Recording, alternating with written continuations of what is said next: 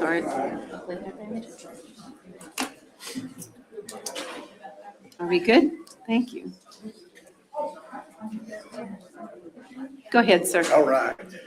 I'm Joel Bailey, Tarnoxie Drive, Leavenworth, Kansas. Okay. Members of the City Commission, thank you for the opportunity to speak today regarding the special use permit. I'm a 30-year resident of Leavenworth County and a career corrections professional. After 25 years of federal service at USP Leavenworth, I retired in January of 2025 and transitioned to my current role as unit manager at CoreCivic's Midwest Regional Reception Center. Leavenworth is a historic hub for corrections. This industry is a cornerstone of our economic growth, but more importantly, the stability my employment at CoreCivic is that it allows me and my family to remain active members of our community. My children grew up in our local schools from Xavier Elementary all the way to the University of St. Mary's. My sons and I remain active in the Leavenworth Adult Softball League. And I've spent years coaching youth wrestling in Leavenworth. Without the professional growth provided by CoreCivic, the opportunity to raise my family and give back to this city simply wouldn't be possible. One of the most rewarding aspects of my time here has been CoreCivic's commitment to staff excellence. They actively hire retired state and federal professionals, offering a seamless transition for those of us who want to continue our mission-driven work. By combining the fresh energy of new hires with the seasoned wisdom of retirees, we create an environment of excellence. This mission is bolstered by the citizens of Leavenworth, who deeply understand and support the vital work our employees do every single day. I have spent 15 years as a tactical trainer, firearms trainer, reentry specialist. I can tell you firsthand, CoreCivic's training rivals that of the Federal Bureau of Prisons. That gives me and my family immense peace of mind regarding the safety of our environment. Currently, our CoreCivic Leavenworth team is being requested nationwide to assist other institutions. This is a powerful endorsement of our training and professionalism, but our priority remains here. Instead of solely enriching other cities, our highly trained professionals should be allowed to fully enrich Leavenworth. By securing this permit, we can focus our expertise on local economic growth, contribute tax dollars to our schools, and provide stable jobs for our neighbors. For us, CoreCivic's Midwest Regional Reception Center is more than an employer, is part of our community's fabric. We hope for a resolution that allows us to keep giving back to the city we love. Thank you for your time, your leadership, and your dedication to the first city of Kansas. Thank you. Thank you, sir. Number 26.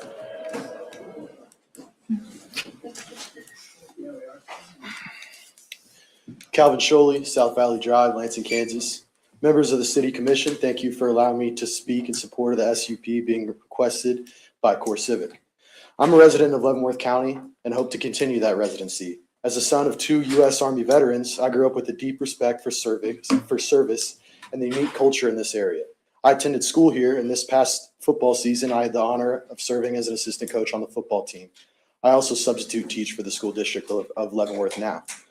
To all my players and colleagues out there, go Pioneers. Being a coach taught me the value of teamwork and the importance of having a clear path forward. Now, as a 22-year-old starting my own professional journey, I find myself at a crossroads that many people my age face. Search for a career here in town or look elsewhere. I'm looking for more than just a paycheck. I'm searching for a career that offers a genuine sense of belonging to a team, high-level training that enables me to excel, and the potential for real upward mobility. I want a job with purpose, one that serves a mission greater than myself, and most importantly, a competitive local wage. If CoreCivic is granted this permit and allowed to operate here in Leavenworth, me and other young people like me fully plan on applying for employment. For a young professional like myself, this isn't just about a new building or a business contract. It's about a door opening. It's an opportunity to learn a specialized profession right here in the city I have so much admiration for, rather than being forced to take my talents and tax dollars elsewhere. By approving this permit, you aren't just supporting a company, you're supporting the next generation of Leavenworth's workforce. You're giving people like me a reason to stay and build a life here and continue contributing to the community that raised me. I want to continue supporting my Pioneers, my neighbors in this city. CoreCivic provides a path for me to do that. I respectfully ask for your approval of this permit. Thank you for your time. Go Pioneers. Thank you, sir. Number 27.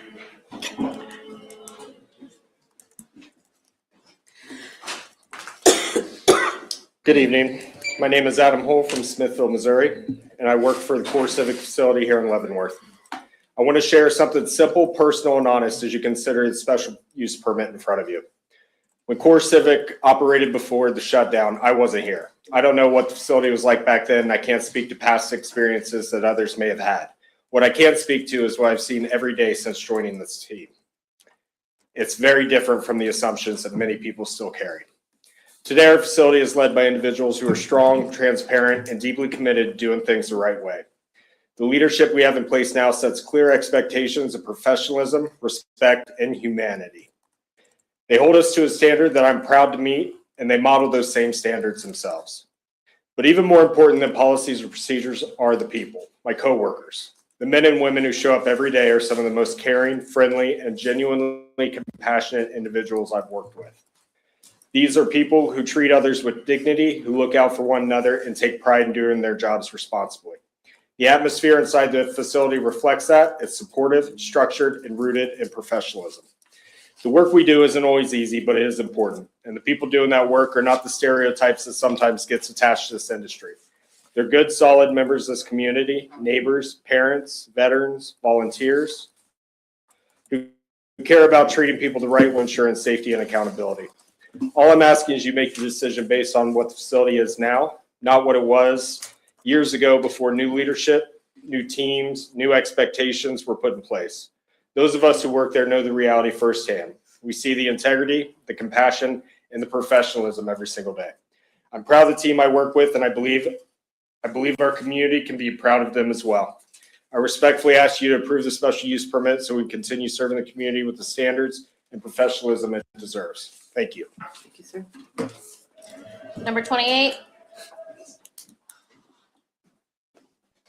Hey, I'm Alicia Mine. I live at 208 South Main Street in Lansing, Kansas.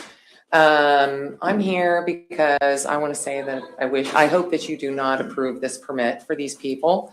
I don't know what kind of people this institution brings into our community, but I know I've been threatened many times by people since I started speaking out against this facility. I know that I called the mayor about a problem that I saw out there with them having buses. Laughing at your citizens when they come in to interact with you is disrespectful and just not appropriate at all. I'm here as a concerned citizen. I called you as a concerned citizen and asked you if you would do an inspection on that property because they had buses backed up to the back of it and people out there with automatic weapons. And you told me that you didn't have time for it. I did. So I'm here, yes, you said you did not have Thank you. time for this. Thank you. So I'm here to talk about my want to make sure that we have good oversight of the SUP. I don't think that our council should be doing it. I think it should be independent.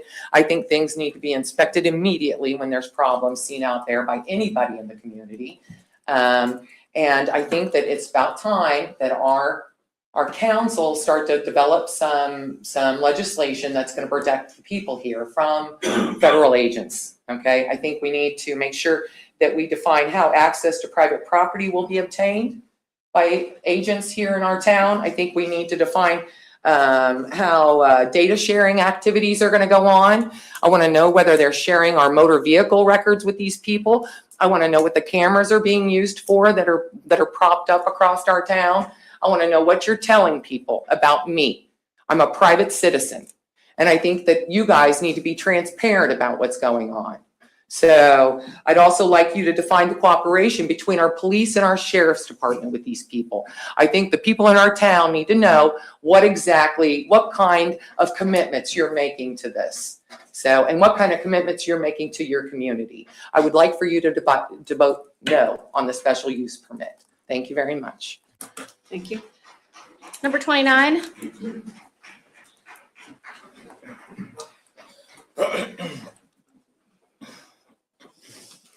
Good evening. My name is Catherine Franzen. I live here in Leavenworth, Kansas, and I appreciate the opportunity to speak. CoreCivic is not and has never been a good faith partner with the city of Leavenworth. You only have to review the record of problems faced by our police department and serious safety issues, and listen to the stories of traumatized and victimized employees to know that. And we all know, it was said before, that the best predictor of the future is the past. For CoreCivic, I believe this hearing is not really about an honest exploration of what is good for the city. This is a dog and pony show, because they are still in court claiming, according to their attorney, that they don't even need this special use permit, showing complete disdain for our city and our process. The attorney for CoreCivic said the district court didn't properly grant the injunction, and even if the decision were rendered moot after the permit was approved, the company may be entitled to fees and damages associated with an improper temporary injunction. That sound threatening? To cost the city more money? And again, not an organization with the best interests of Leavenworth in mind. And if the special use permit is denied, they will continue to hold a gun to the city with more threatened lawsuits. They will be perfectly happy to bankrupt our city to get what they want. I maintain that CoreCivic is not and will not be a good faith partner for our city, and I encourage a no vote. Thank you. Thank you, ma'am. Number 30.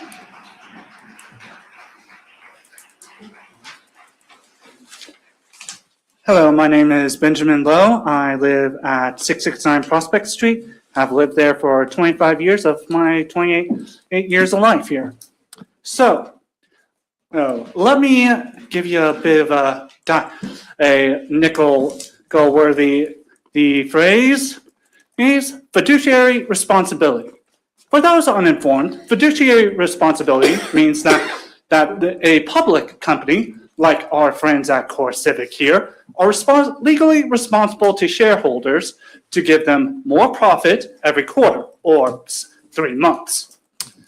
I fail to see in that definition a responsibility to be a good neighbor, to be a good community member, to be a good employer. The fact is that the people who have spoken for CoreCivic so far, both tonight and back at the previous session, were members that weren't from around town. I find this very telling about the quality of their employment. They often claim that they have improved training, that they are good, that they have competitive rates, and that they will be a safe employer.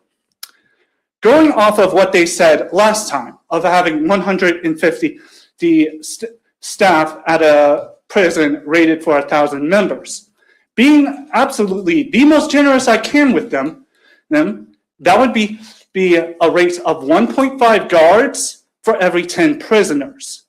Far from ideal. And this is not even been counting facts of different shifts, days off, and accusations possibly proving true that they understaff and that they, like many other private prisons, overcrowd their facilities. Also, I would note with training, at least in something like medical, claiming 5 weeks is better than the months and years it takes for a masterate or doctorate. I may only have a bachelor's, but I find it ridiculous. Now, granted, all of this is just coming from a simple resident, a simple Uber Eats driver currently trying to get an IT job. I don't have a big PR department to polish my statements. I don't have a paycheck on the line.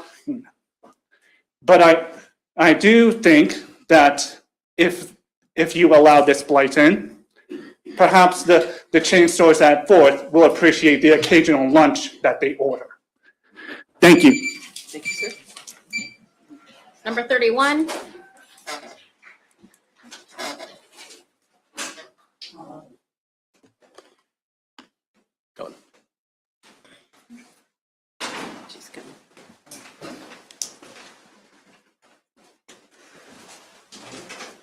My name is Georgia Martinez Moylan.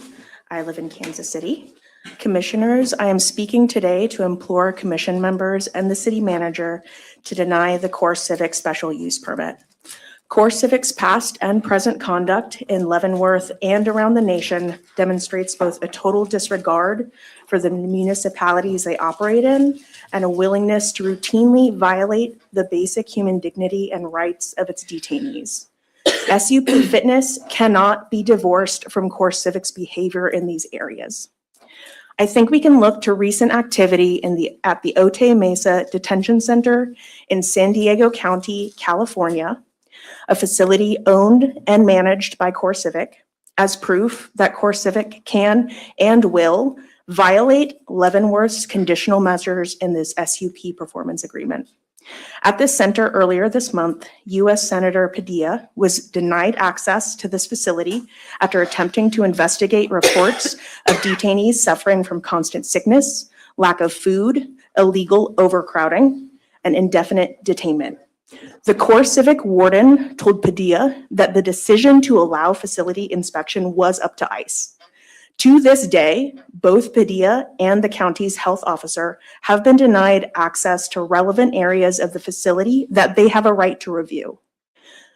The total lack of transparency, accountability, and repeated human rights violations by CoreCivic, DHS, and ICE all but assure that the city's proposed conditional measures, including granting city officials access to the facility within 2 days of request, not overcrowding the center, and even not detaining children, will be violated as evidenced by CoreCivic's behavior under their contractual agreements with ICE. It should be transparently clear to everyone that CoreCivic does not care about and will not be meaningfully dissuaded from violating Leavenworth City's conditions of approval. CoreCivic has the money to pay city fines, to bring civil suits. It has unlimited time to fight future withdrawals of a SUP if granted, and it is not afraid to attempt to overrule local governance using the Department of Justice, as we saw in one of the more recent lawsuits CoreCivic brought against the city of Leavenworth with regard to the SUP they initially applied for, then pointlessly rescinded. Please don't lose sight of CoreCivic's past and present wrongdoings. Letting CoreCivic reopen is not worth the political, logistical, and economic migraine it will bring. I believe there are many more gains to be had if you side with your own constituents on this issue, and I can assure you that this community will not stop showing up or applying pressure to prevent CoreCivic from ever again opening its doors in Leavenworth. Thank you for your time. Thank you, ma'am. Number 32.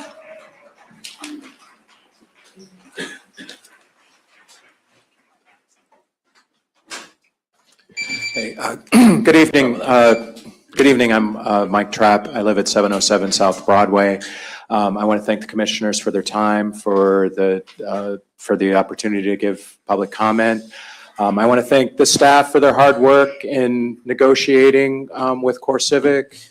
CoreCivic has, as many people have said tonight and more will, have had continued operational failures both here in Leavenworth and across their facilities across the country. You're still placed in where you have in good faith have to enter into negotiations and work through the permitting process as it's described through state and local law. Puts you in a difficult situation. I believe that there were good gains made in staff's negotiation, that there are accountability measures that increase the likelihood that safe operations can happen here, but they do not go far enough, and there is not enough independent guarantees of good conduct in following the agreement. Rescinding the permit opens up an expensive legal process that would again be challenged. And so I think that the City Commission has to continue to refine this process. We need to add additional accountability measures that are not there. Planning and zoning made some modest improvements with tightening up the language, but it didn't go far enough. I still believe that a performance bond would be the most appropriate vehicle to ensure good conduct. If they had to place money into escrow, then that with clear metrics for if they did not follow through with their contractual agreement would allow for a proper incentive to make sure that we have proper safing and operate safety for the safety of the residents, the staff, and the community. Other accountability measures is some kind of independent oversight board that could have access to the facility, a facility auditor. Good measures that were made were the impact fees. There's going to cost to ensure the good conduct of CoreCivic is going to cost money and resources. And we have those money and resources. We want to make sure that they're spent in a way that is going to effectively allow monitoring, and if they're in violation of permit, that we're going to be able to do that. I think the safest thing for the city is a performance bond. I know that would have to be negotiated with CoreCivic, and so I would encourage you to remand this back to planning and zoning. Absent taking it back to planning and zoning and adding additional measures, then I believe that it should be voted down under golden factor number 6. You have to listen to your planning and zoning, but you don't have to follow their vote. You do have to follow their arguments, and I think Ken Bateman made the great argument about the relative impact to the nearby property owners versus the relative impact to CoreCivic. Thank you. Thank you, sir. Number 33.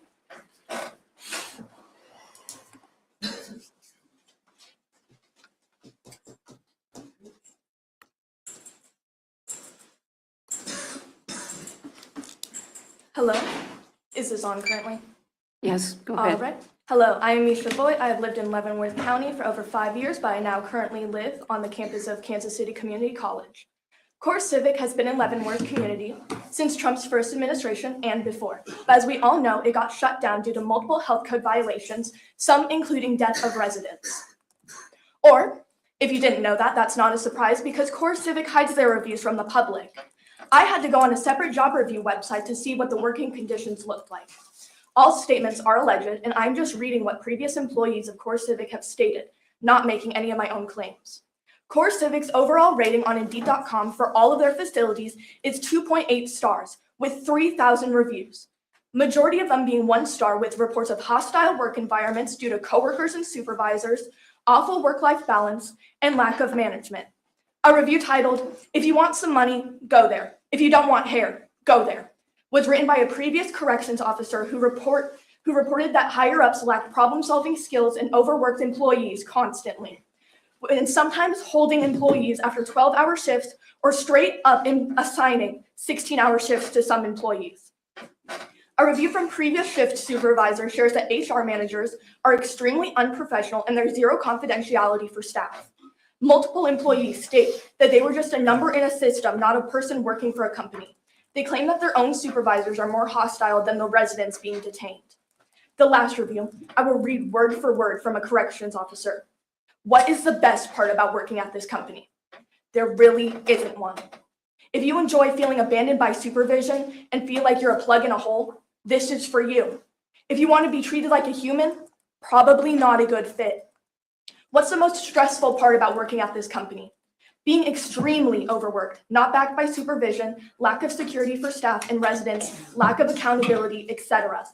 What is the work environment and culture like at this company? Horrific. I couldn't say anything good about it. What is a typical day like for you at this company? Verbal abuse, mental anguish, lack of feeling safe. If these are public reviews from people employed by CoreCivic, I want you to imagine the conditions residents were left in. Before you vote on this, I want you to consider who this truly benefits, the community you serve, or private prison companies that have shown us countless times in the past it cares more about money than human lives. I urge you to vote to keep CoreCivic out of Leavenworth. Thank you. Thank you, ma'am. Number 34.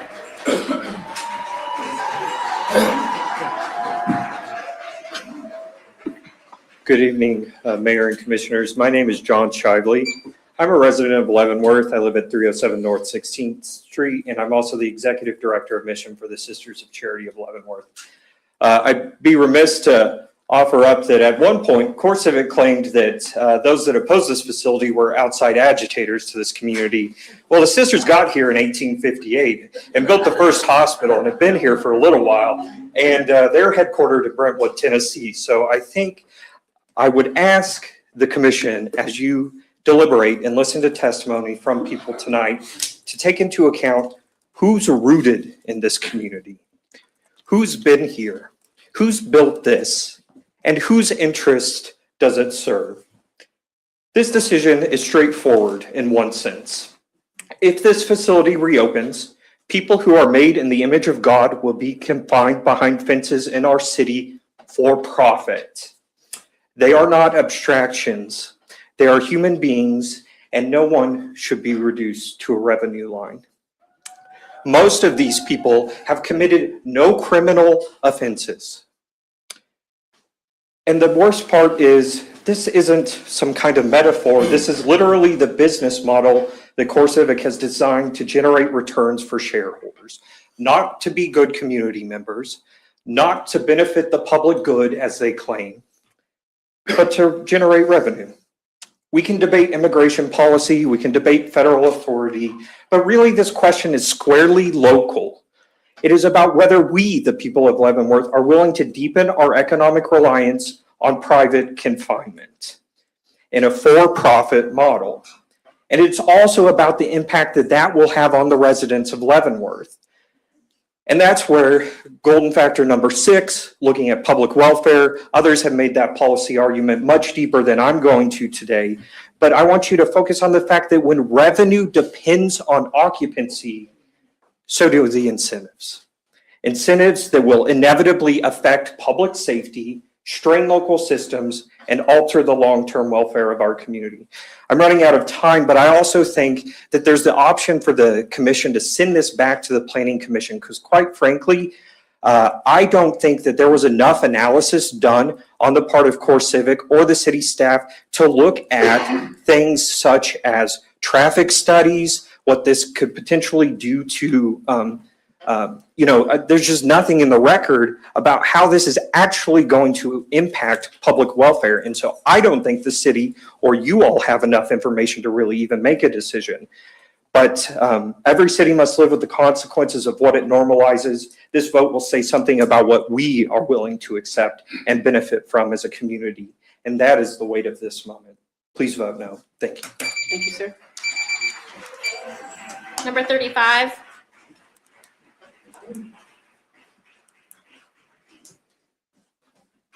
Good evening. My name is Jonathan Puckett. I live in Kansas City, Missouri. Good evening, Mayor, members of the City Council, and members of the Leavenworth community. Thank you for the opportunity to speak tonight about the permit request for Midwest Regional Reception Center and what it means specifically for me, my family, and this community. I've been married to my wife, Claire, for 10 years, and we're raising our 6-year-old son, Junior. Although we live in Kansas City, I've made a conscious decision to work here because I feel genuinely connected to this city. It's not just a city that I work in, it's a community I'm proud to serve. I have family here. The relationships I've built here and the work we do truly matter. This job has been life-changing for my family. It's given me financial stability and allowed us to build a more secure future for our son. Before this role, to make ends meet, I had to take a job that kept me out of town. Now I'm able to be with my family and still meet their needs and see them every day. During a difficult family crisis, my wife and I had to take in our nephew for about 6 months to address his serious mental and behavioral challenges.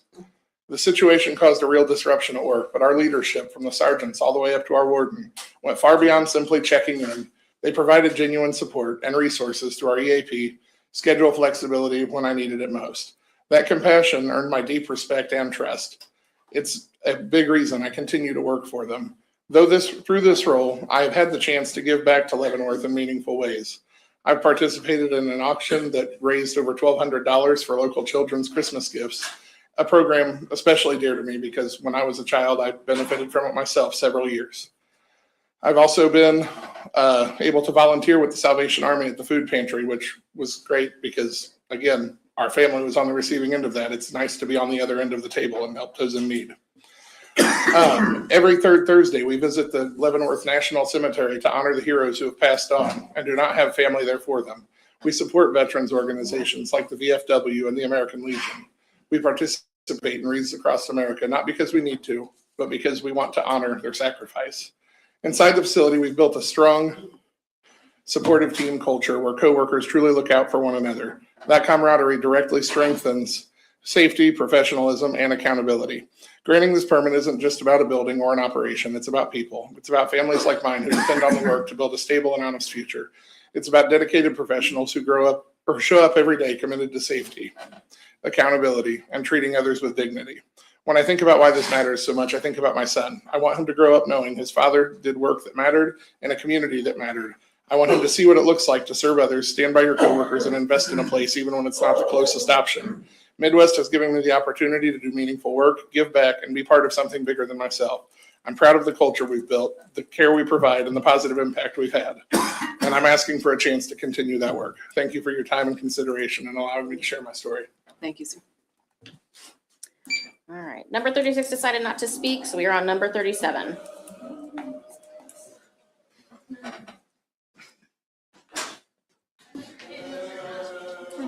That's not okay. That's not cool. That's not cool. Good evening. My name is Paige Kincaid. I live in Kansas City, Missouri, and thank you for the opportunity to speak tonight. As I mentioned, I live in Kansas City, Missouri. I work in Wyandotte County, Kansas, and Leavenworth is part of my greater community. I work in public health within the framework of community and climate and all of the work that entails. CoreCivic is antithetical to community health. We cannot trust CoreCivic to keep anyone safe here or anywhere else. As a for-profit prison, CoreCivic has a long history of forced labor, inhumane living, excessive use of force, sexual abuse, voyeurism, and medical negligence. This is not public health. Do you think it's going to be any different when ICE takes it over? Memory is short. Just a few short weeks ago, Operation Metro Surge was hitting critical mass up in Minneapolis. This is within our Midwest region. Over 3,000 people were arrested. 2 were killed. 96 court orders were violated by ICE. 103 had records of violent crimes. Only about 5% of that over 300 of that 3,000 arrested. This is, by all accounts, an inappropriate and disproportionate response at best. On its face, is completely inhumane. I ask you, commissioners, to consider the word courage. At its root, it means heart. Ad astra per aspera, to the stars through difficulty. Will you vote tonight with your courage through difficulty? Thank you for your time. Thank you. Number 38.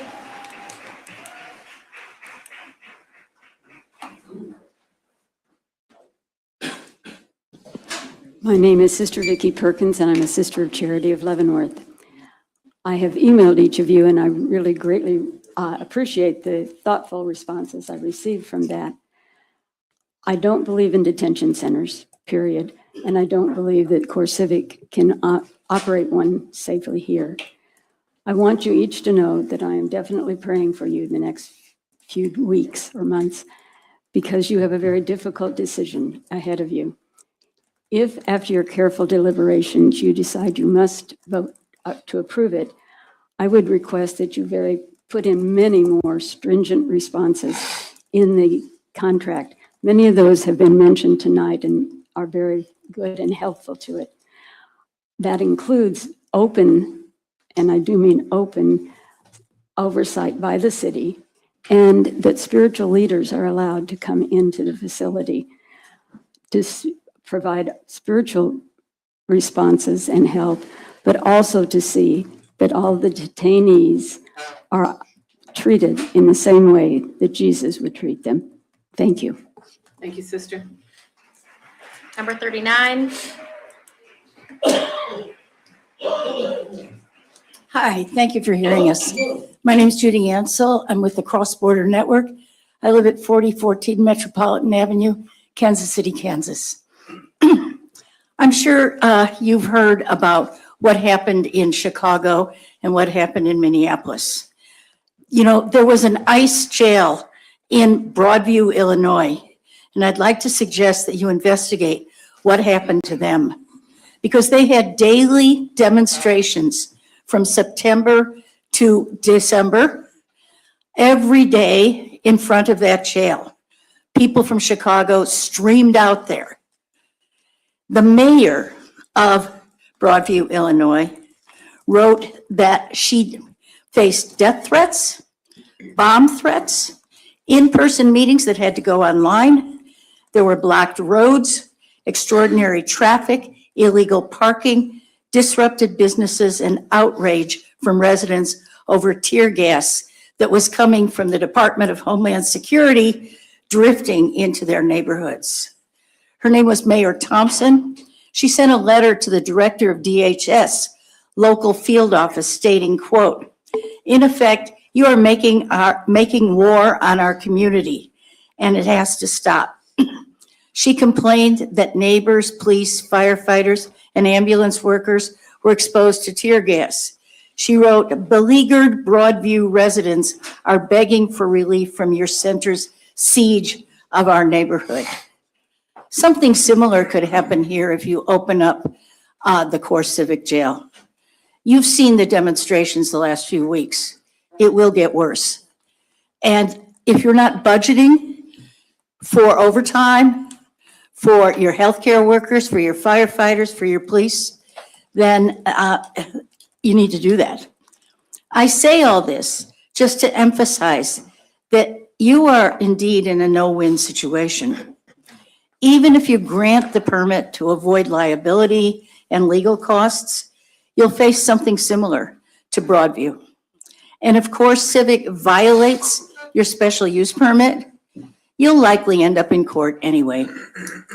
You already know that CoreCivic is incapable of living up to the conditions of your SUP.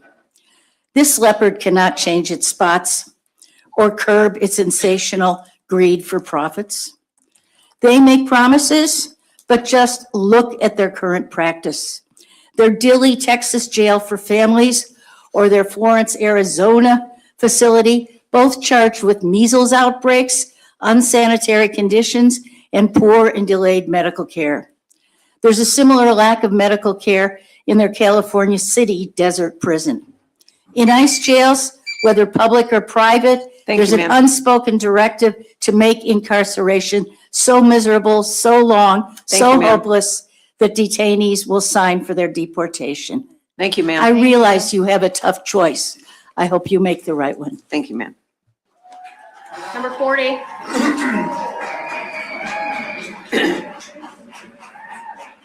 They heard you. Oh. I guess here she's.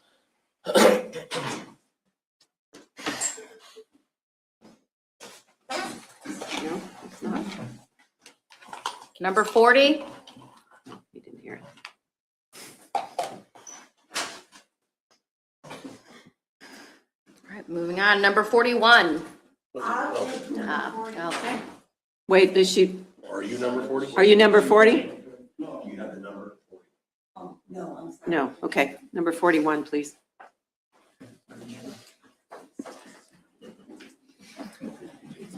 John Watt, 2208 Brook Bend, Junction City, Kansas, 66441. Commissioners, thank you for your time. I was here February 2nd for the zoning commission. I spoke and was interrupted multiple times. So I'm just going to shoot from the hip this time rather than prepare a statement. To piggyback off the last statement, there's measles outbreaks in the Dilley facility. And hundreds of miles away, there's measles outbreaks in Arizona. So have you prepared for the plague that's going to come? Because my understanding is they shuffle inmates around in order to avoid them getting their habeas corpus, in order to avoid them getting legal representation. So they're going to shuffle those people around when they're sick, and they're going to wind up here in your backyard. So to piggyback off of what I had said before, on the second, I said, what would John Brown do? John Brown was an abolitionist, and that's our heritage. That's our Kansas heritage. And I do not want slavery with extra steps here. Because if you incarcerate someone without habeas corpus or without legal representation, and you charge them $1 a day to work and then charge them $5 to call their lawyer, that's slavery. So I don't want slavery here. On a side note, I had a brief conversation with my father. He was the county counselor for Pottawatomie County for over 20 years, a distinguished attorney, probably the last honest attorney left on the face of the earth, in my humble opinion. And he told me that the 8 golden factors are just the 8 golden factors. You are the deciding body. And you, as long as you put it on record and put the factors on record, can have 500 hot garbage reasons for why they shouldn't be here that they have demonstrated. So I don't want them here. Nobody wants them here except for the shareholders. So when the measles break out and when the people start to die, because it's not a matter of if, it's a matter of when with their track record, when the people start to die in that facility, will the ethereal shareholders come to save you? Will the shareholders come down from on high to save you? Or will they siphon money out of your community? Will they cut back on resources that they promised on the front end so that they can save money on the back end for themselves? Because it's all about getting as many dollars out of the taxpayer as we can get. Thank you for your time. Number 42.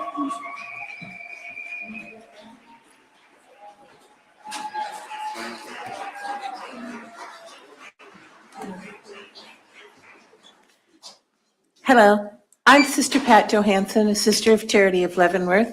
I currently work at the Interfaith Community of Hope Shelter, and I have some experience with refugees. When I was in South Sudan, I taught refugees that came from the Democratic Republic of the Congo. I saw the trauma. My comments are going to be directly directed to you, Mayor and Commissioners. We are in a difficult situation. There are many reasons why we do not want CoreCivic here, and many of them have been stated. And it's what we're going to do about that. As you consider granting the special use permit, I will start by acknowledging there have been lawsuits by CoreCivic in order to attempt to bypass local ordinances that has put a financial burden on the city. You may feel because of that you need to approve the special use permit to avoid further lawsuits. I think that this indicates what kind of a community partner CoreCivic would be. So I have a question for you. Can we be proactive and make agreements, conditions that are binding to CoreCivic in order to grant the special use permit? And these are my suggestions regarding those conditions. That CoreCivic should repay the city of Leavenworth for the financial burden of those court costs. There should be binding agreements to fully cover increased costs to the city for providing emergency services. They will provide transparent public reporting on facility conditions, grievances, medical care, etc. There will be faith-based community access and guaranteed collaboration with local organizations providing humane support services that would include prison ministry with the Sisters of Charity of Leavenworth, who have a long-standing history of prison ministry. In closing, I feel because CoreCivic has been less than transparent, cooperative, and collaborative, not signing and guaranteeing that they will fulfill these 4 conditions that I have just mentioned should be a deal breaker as to the city granting the special use permit. Thank you so much. Thank you, Sister. Number 43.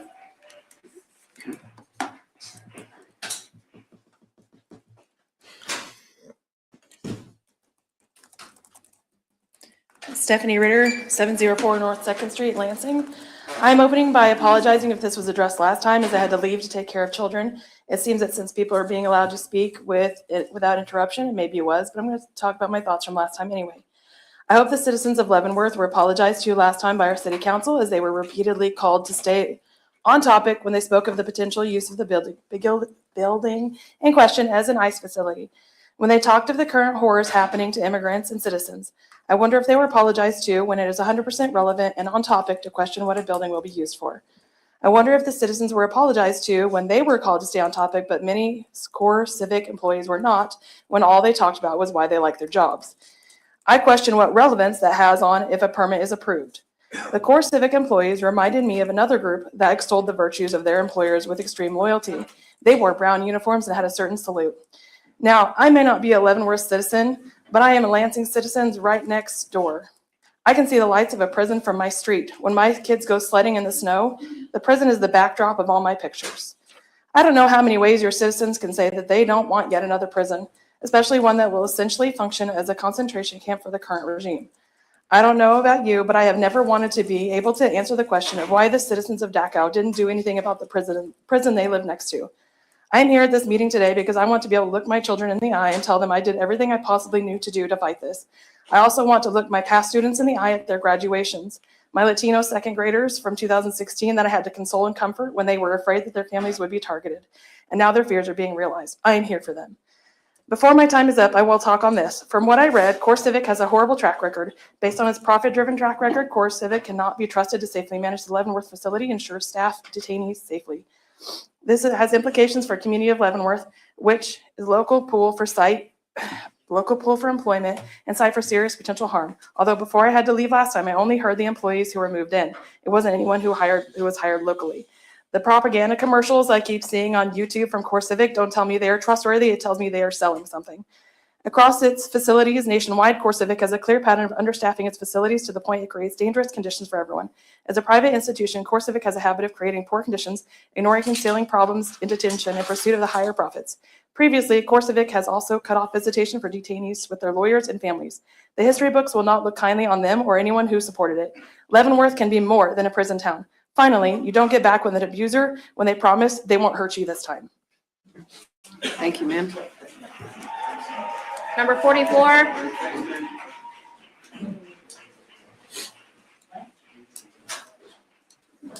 My name is Dana Rommelfanker. I'm from Baldwin City.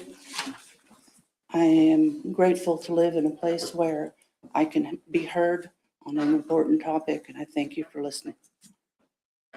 I want to bring out a legal perspective on this topic.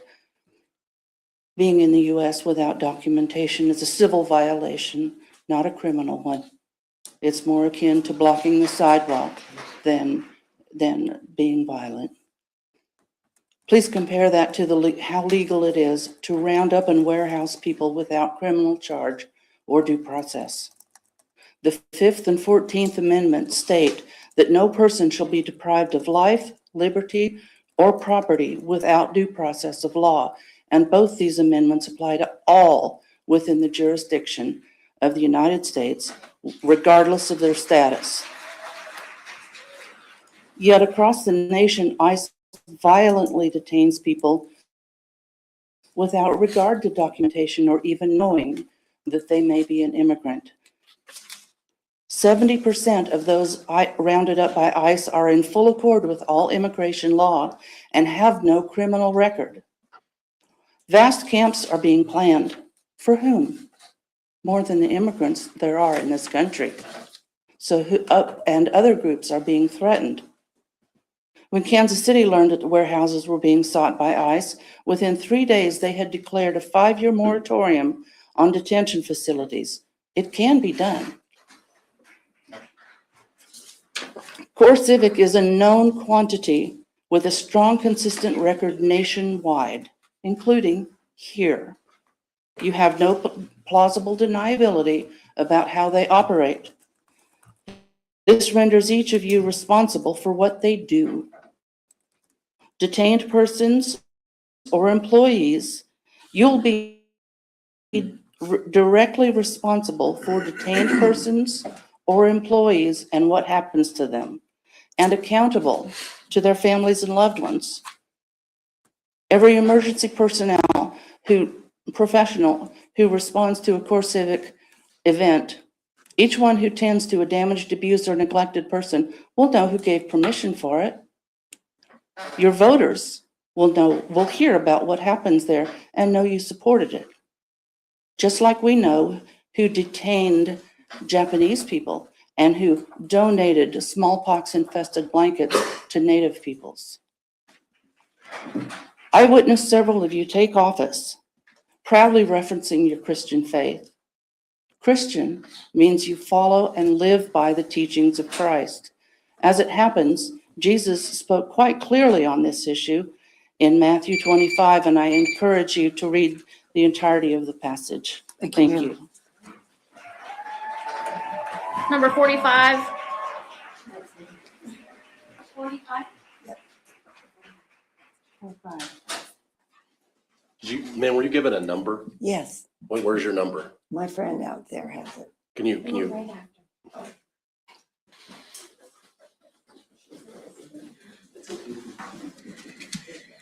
Okay. Hi, everybody. My name is Michelle Greger Mendiola. I live on 516 Osage here in Leavenworth.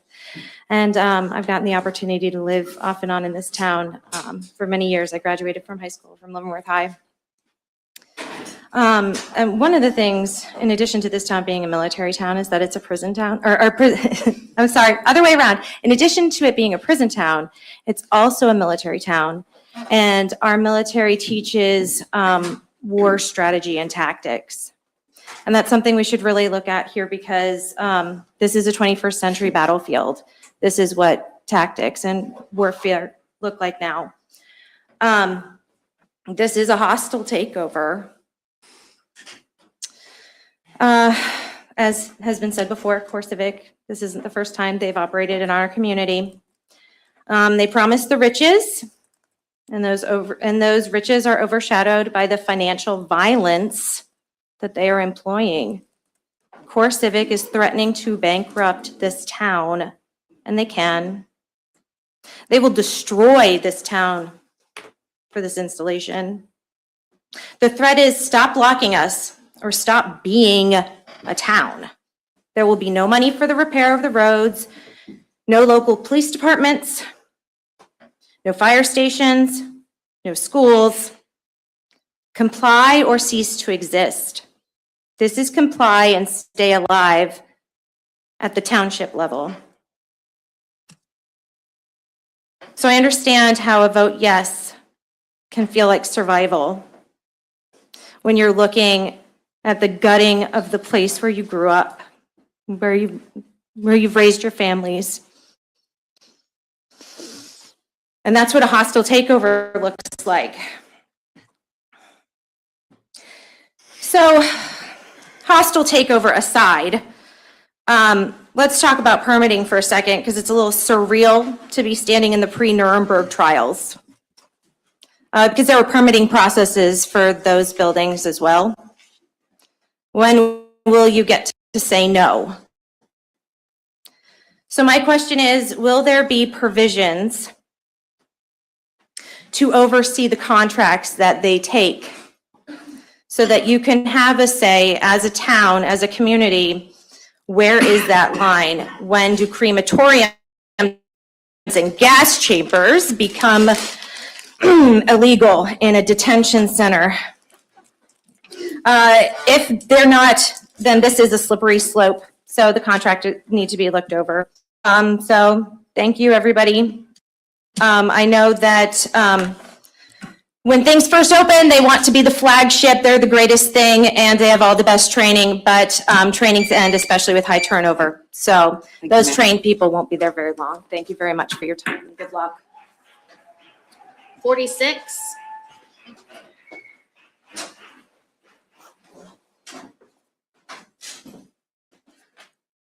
My name is Lorene Damewood. I live at 11940 West 66th in Shawnee.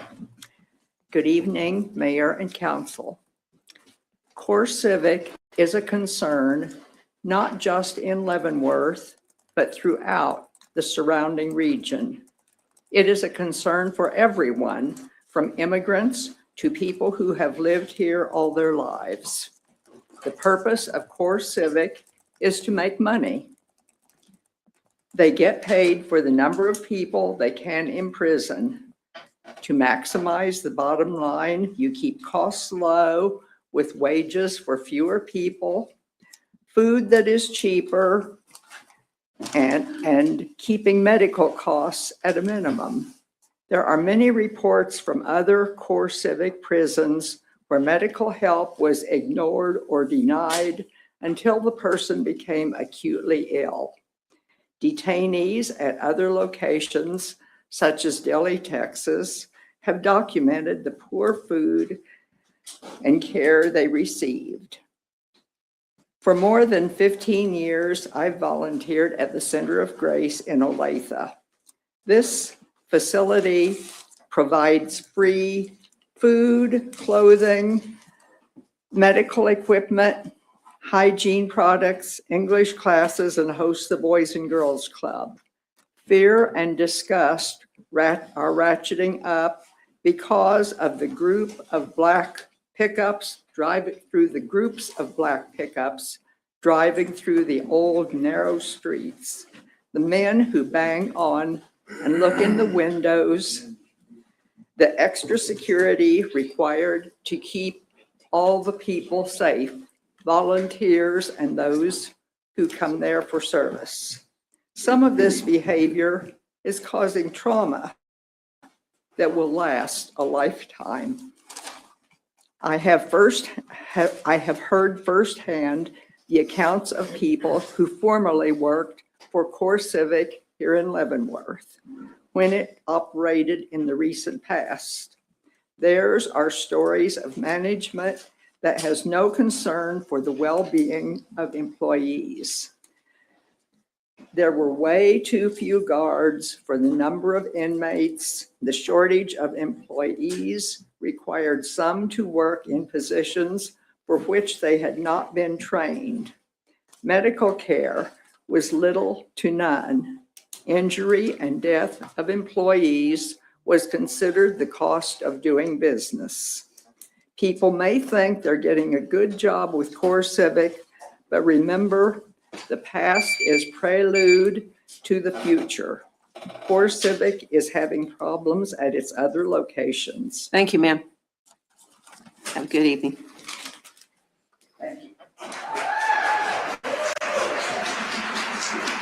Let's have one more and then we'll take a little short break. Good.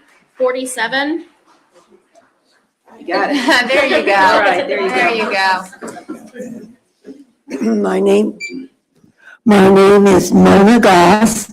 I live at 4124 Newman Street. And I have a perspective on it that I would like you to consider. I want to do away with the First City moniker and do something that has less to do with prisons and more to do with the capable and wonderful Leavenworth people. In my background, I worked at the Pentagon for Public Affairs.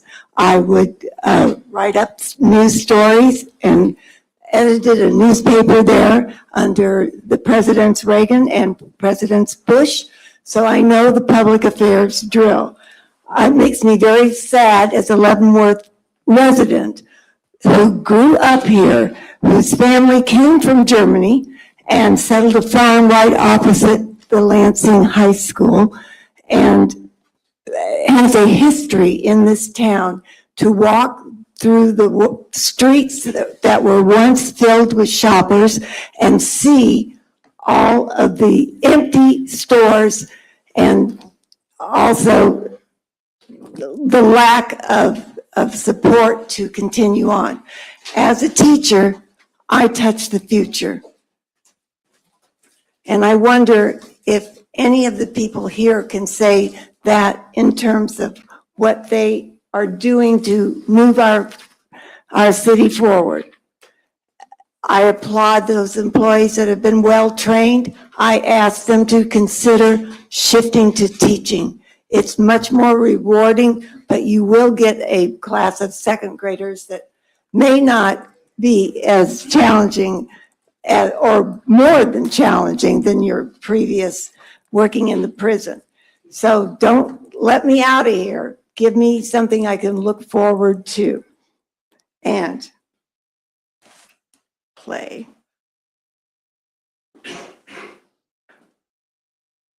Well, you know technology, and you know us olders have a saying that you can't, oh, memory. But the reason they're here is they have all had experience in protesting, and we encourage our young people to take up the flag as we oldsters do. All right, technology. Is that it, ma'am? Oh, that's it. Okay. Well, Aretha Franklin said she wanted some respect. RESPECT. That's what we want. Thank you.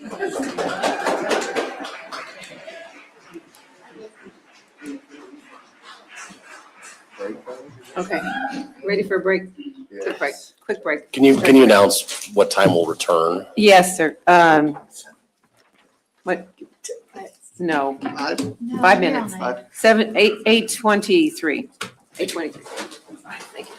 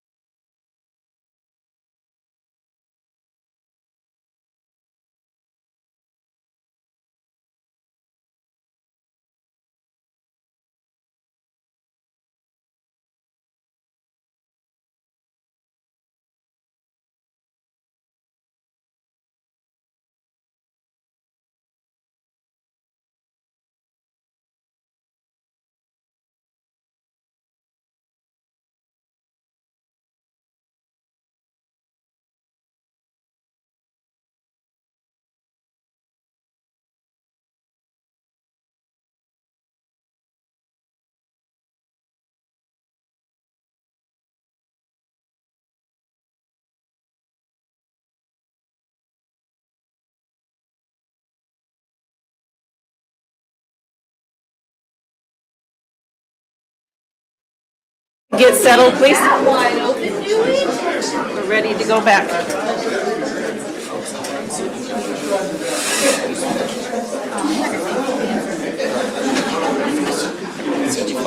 I'm waiting for the fire. We got your snacks.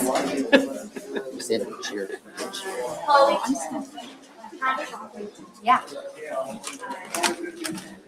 Pat's bringing me a piece of pizza. Are we ready?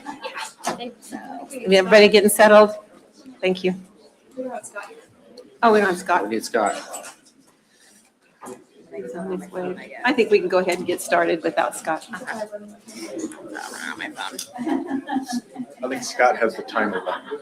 Yes, He has the 3-minute. Run it on my phone. Oh, that's right. He's the one. Did you leave it over there? It'll go back. All right. I can run it on my phone, Mayor, so we can begin. Okay. Go. Oh, the 3-minute, yeah, thank you. Okay. My name is Kenneth Bateman at 1007 3rd Avenue in Leavenworth, Kansas. I want to thank you for this opportunity. As you all know, I am the chair of the Planning Commission, but I want to state first my comments here are today are as a private citizen and should not be attributed in any way to the Planning Commission or to any other member of the Planning Commission. After a couple of weeks to reflect, I do think there is room for improvement in the SUP that the Planning Commission sent to this body. First, if the decision you make to grant the special use permit is for multiple years, there should be an escalation clause to reflect an inflationary adjustment in paragraphs 4B and 4C of the performance agreements. Inflationary adjustments are not really anything controversial in these sort of contracts. Second, I've really thought about the parties here and each side's concerns. CoreCivic quite reasonably wants to ensure the city doesn't arbitrarily revoke its SUP. And the city also quite reasonably wants the ability to revoke the SUP if certain things are not complied with that will have an impact on the city. Okay, and so we have a performance contract where each party knows what they have to do and they agree to it. Yet in this case, one party, CoreCivic, has substantial financial resources that the city doesn't have. If our city, via its staff and then current commission, one day concludes it should revoke the special use permit due to non-performance with the contract, I do not want thoughts of the budget impact due to potential litigation influencing their decision. I would suggest the addition of a clause in the contract with respect to any litigation related to the revocation of the SUP, commonly known as loser pays. Briefly, in this type of arrangement, should the city decide to revoke the SUP and litigation ensues, if a court finds the city revoked the city's SUP for reasons unrelated to non-performance of the contract, then the city would pay CoreCivic's attorney fees. However, if the city decided to revoke the SUP and a court finds that was related to non-performance of the contract, CoreCivic would pay the city's attorney's fees. This provides some level of assurance on each side. CoreCivic would know that the city would not revoke the SUP without an adequate cause, because paying CoreCivic's attorney's fees would be quite substantial and have a significant material impact on the budget. But at the same time, it allows the city to make the right decision without the influence of financial impact should that decision ever have to be made. Thank you very much. Thank you, sir. Thank you. Number 49. I want to say, will you leave that clock just blinking like you did for Ken? That'd be awesome. She had it on her phone. She had it on her, she was Whatever. timing it. Yeah. I'll reset. My name is Dr. William Wood. I am a Leavenworth resident, and I am the medical director at Pioneer Animal Hospital, also in Leavenworth. I am here to state my strong opposition for the conversion of CoreCivic's facility into an ICE detainment facility. We all know that in Leavenworth, we are more than moderately reliant on federal employment dollars to run our local economy. In the last 12 months alone, there has been 3 separate government shutdowns. In the fall, we had the longest in our history And we are presently in a partial shutdown right now, started on the 14th, and it's specifically regarding ICE funding and its future. Many Leavenworth residents and families are tightening their belts because they don't know when their next paycheck is coming. I hear this in my practice. I have people who turn down services and products that they would ordinarily have purchased or requested for their pets, their family members, because they want to make sure that they can put food on their own tables. Yet CoreCivic is being presented as some kind of economic boon. We know these facilities don't create stable and sustainable jobs. Private prison operators historically run lean staffing models to maximize their profit, limiting real economic benefit. We have no reason to believe that CoreCivic will behave any different this time or in this facility than they did before. Facilities like this can also add local undue strain to local emergency and infrastructure services. But let's not think of this as some theoretical model. This happened here already. This facility was underfunded, understaffed, undertrained, underequipped. That led to illness, it led to violence, and it even led to death.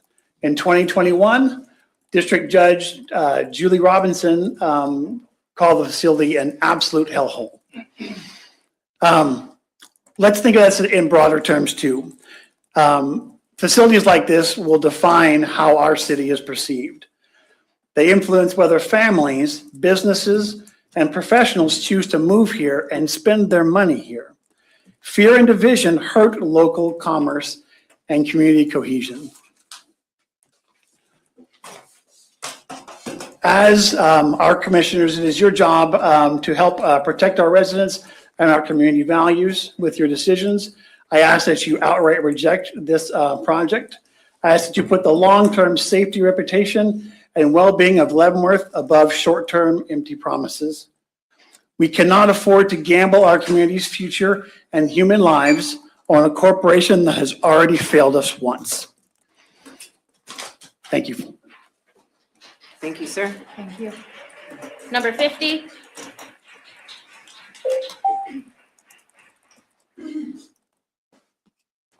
Hello, my name is Mary Lane. I've been a resident of Leavenworth for 69 years. My family's been here for generations. I've been a nurse in this community quite a long time and also in the Kansas City, greater Kansas City area. I'm here to speak against granting a special use permit to CoreCivic. Although I understand greatly the need for jobs, I was a single parent and I raised my children just on my own income. So I know that that's a hard thing to do, is not have an income. But I also believe deeply that our jobs are a part of us and we should do good in the community. And I think that's why you people are here, because you think you can do good in this community. CoreCivic has a very abysmal track record of not doing well. Their employees are very flowery in their words and how good they are.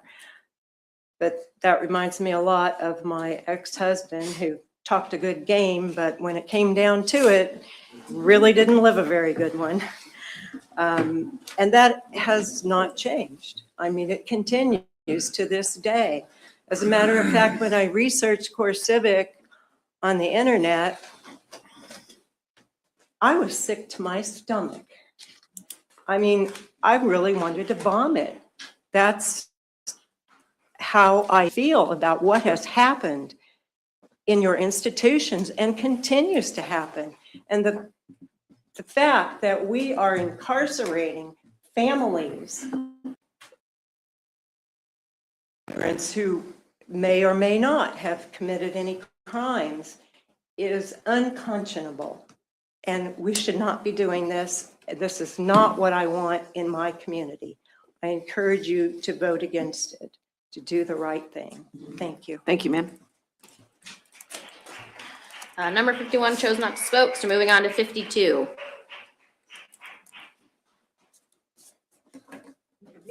52?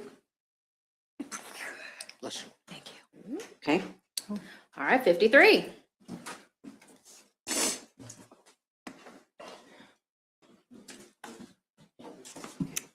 Evening. My name is Evening. Nicholas Recker.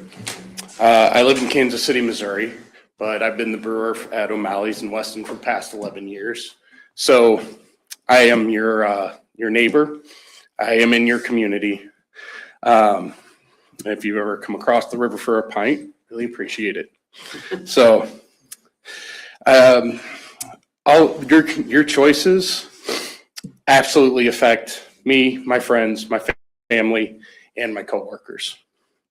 So first, I want to note that we are nearly in the center of the contiguous 48 states.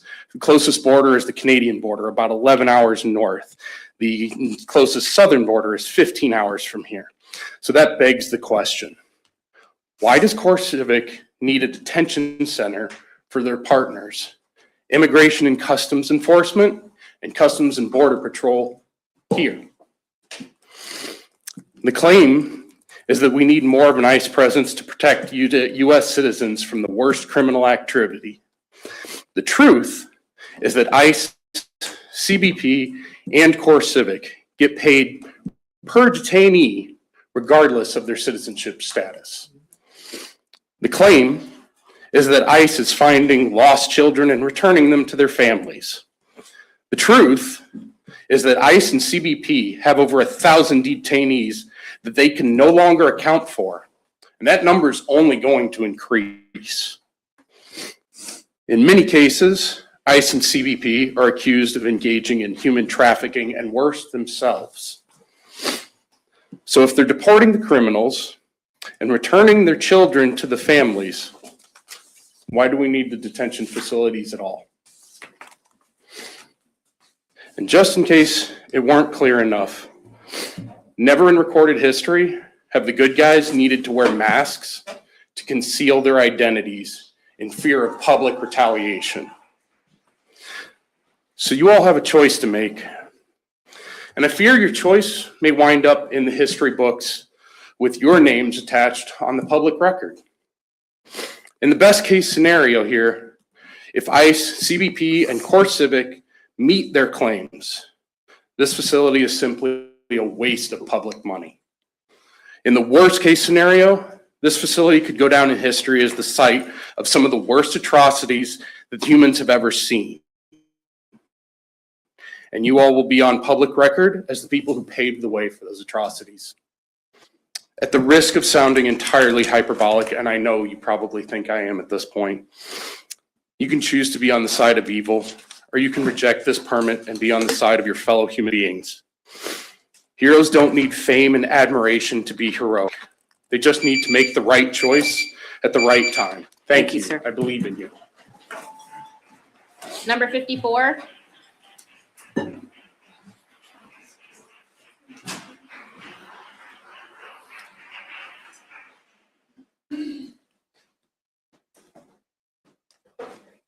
Hello, I am Deanna Webster. I have been a resident of Leavenworth for 21 years.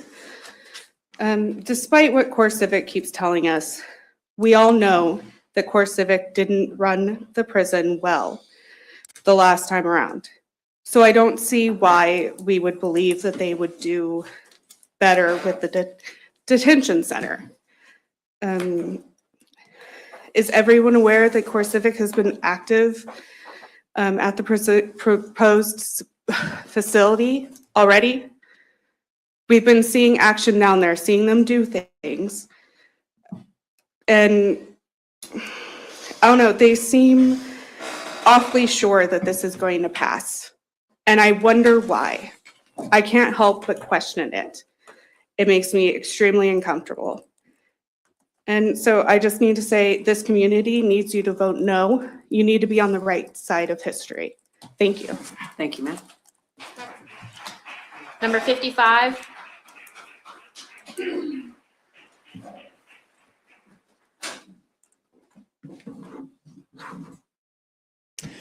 Good evening. My name is Tim Gray.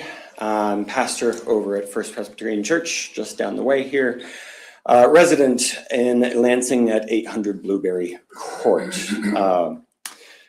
About a year ago, I came here to encourage you, advocate for you, and congratulate you as commissioners, mayor, for holding our fellow business person here, CoreCivic, and bring them to the table. Thank you for doing that. Thank you for working hard for Leavenworth. That was the hard thing to do, and it means that you also get to listen to your own people, to your own citizens, our city. I know I'm listening to the people who are speaking for fear, concern. I'm hoping that our friends here, CoreCivic, are listening to those same concerns. I remember saying to you that you are known, Leavenworth is known for its jails, for its prisons. Outside of our community, that's a negative thing. For inside this community, for those who live here, we know better. It's about rehabilitation. It's about reconciliation. It's about bringing our neighbors back into healthy relationship with each other and becoming good neighbors to and for each other. But the contract that CoreCivic is seeking to implement here in our community falls short of this ideal. The people who would be detained next to our national cemetery, next to a cemetery that's been here since the Civil War, holding honorable people, families who have been here for a long time. These people that they seek to detain, they have been stolen from their communities, disappeared, taken. Most have been upstanding community members, mothers, uncles, business owners, hard workers caring for their neighbors, fulfilling their civic duty as it has been laid out by their government, our government. Many of these folks would be simply shipped off. I would ask that you stand for the ideals of being a good neighbor, of seeking to be good neighbors for everyone. Thank you. Thank you, pastors. Number 56.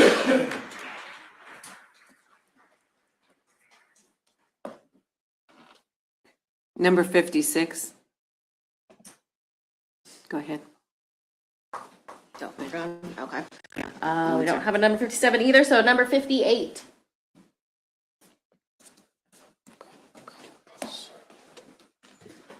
Hello, my name is Mitchell Brixler. I'm actually from Gladstone, Missouri, so I guess I'm one of those outside agitators. I had prepared a little speech, but over the course of this, I think the only thing I can say is to just listen to the very overwhelming moral character of your citizenry and vote no for this special use permit. Thank you for your time. Thank you, sir. Number 59.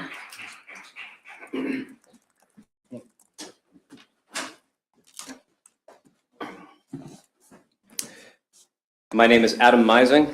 I live with my wife on Jacob Avenue in Lawrence, and I grew up on a farm in central Kansas. I'm an alumnus of the University of Kansas, and last year I returned from fighting Russia and Ukraine after being wounded in combat. But I'm here tonight because I feel compelled to fight not with grenades and a rifle, but with my voice. Why? We want law and order and justice for our neighbors in Leavenworth. We want it in Lawrence and in Kansas and throughout the country. Allowing an ICE reception center, aka internment camp run by a private company notorious for its cruelty and neglect, would be the antithesis of all these principles I just mentioned. Per Reuters reporting, the number of people ruled by U.S. courts to have been illegally detained by ICE since October alone was estimated at 4,400. Despite this, the administration continues to jail people illegally and often indefinitely via the catch and maybe eventually release strategies typical of authoritarian regimes. CoreCivic's violations of civil rights and safety regulations include well-documented instances of sexual abuse occurring at its facilities, such as the rape of a developmentally disabled minor under the age of 12 at one of its facilities in Citrus County, Florida. This is the same company that wants to house minors as part of the ICE operations, mind you. And this is just the tip of the iceberg, as letters and complaints sent in from former residents and staff at the ACLU detailed unchecked violence, degraded facilities, and a culture of silence against speaking out against dismal conditions in CoreCivic detention centers. We want law and order, but CoreCivic's opening salvo, from my understanding, was an attempt at breaking the law, trying to reopen its detention facility without a permit. Do not let the ChatGPT authored dronings of CoreCivic employees voluntold to be here to allow you to forget that. And do not forget, these flaws I highlight are not flaws in the general scheme of what's happening here. They are features. The administration isn't letting ICE run roughshod throughout the country because they know they'll follow the law. They're letting them loose because they know they'll ignore the law. ICE isn't pursuing the services of CoreCivic because they know CoreCivic will provide suitable accommodations and facilities for detainees. They want them because they know CoreCivic's established history as a monument to cruelty and captivity. As is often said and should be said again and again, cruelty is the point in all of this. CoreCivic and ICE are the real illegals. And if Leavenworth is truly concerned about keeping illegals out of its community, then they need to do everything in their power to stop these lawbreakers, ICE and CoreCivic, from setting up shop in their backyard. They will continue to break the law. And you, not ICE, not CoreCivic, you, all of you, and the city of Leavenworth will foot the bill. Not only that, how will Leavenworth and all the people behind this decision be remembered when the history of the Trump and Friends of Epstein regime is written? What will your grandchildren know of your role to have been in the capitulation to the pedophilic Epstein class and their evil, pedo-protecting foot soldiers like Damon T. Henninger, CEO of CoreCivic? Do not let this bald fascist use your city for profit, to profit off of cruelty in a desperate attempt to raise his company's stock price. He is waving false promises of money in front of your face so he can spiff up the home he owns, not here in Leavenworth, but all the way back in Brentwood, Tennessee. Thank you for your time and your service to your community. Do not authorize a special use permit. Thank you, sir. Number 60.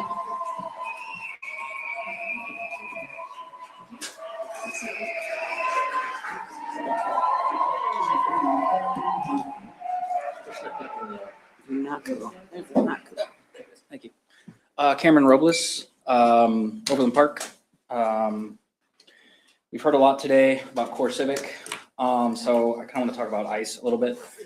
Like, we may see this as just a CoreCivic discussion and an economic discussion, but it's bigger than that now. There's a war going on for the heart and soul of this nation, of this state, and of this city.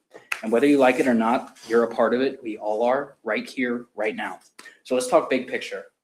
Allowing CoreCivic to open again as an ICE concentration camp, you will be branded as the city commission that didn't stand up to the pedophilic fascist Trump and his unconstitutional ICE goons, especially when it mattered most. You will be remembered as complicit, and that will follow you and the city's reputation for the rest of our lives and this city's history. We know CoreCivic's track record. You know it. We all know it.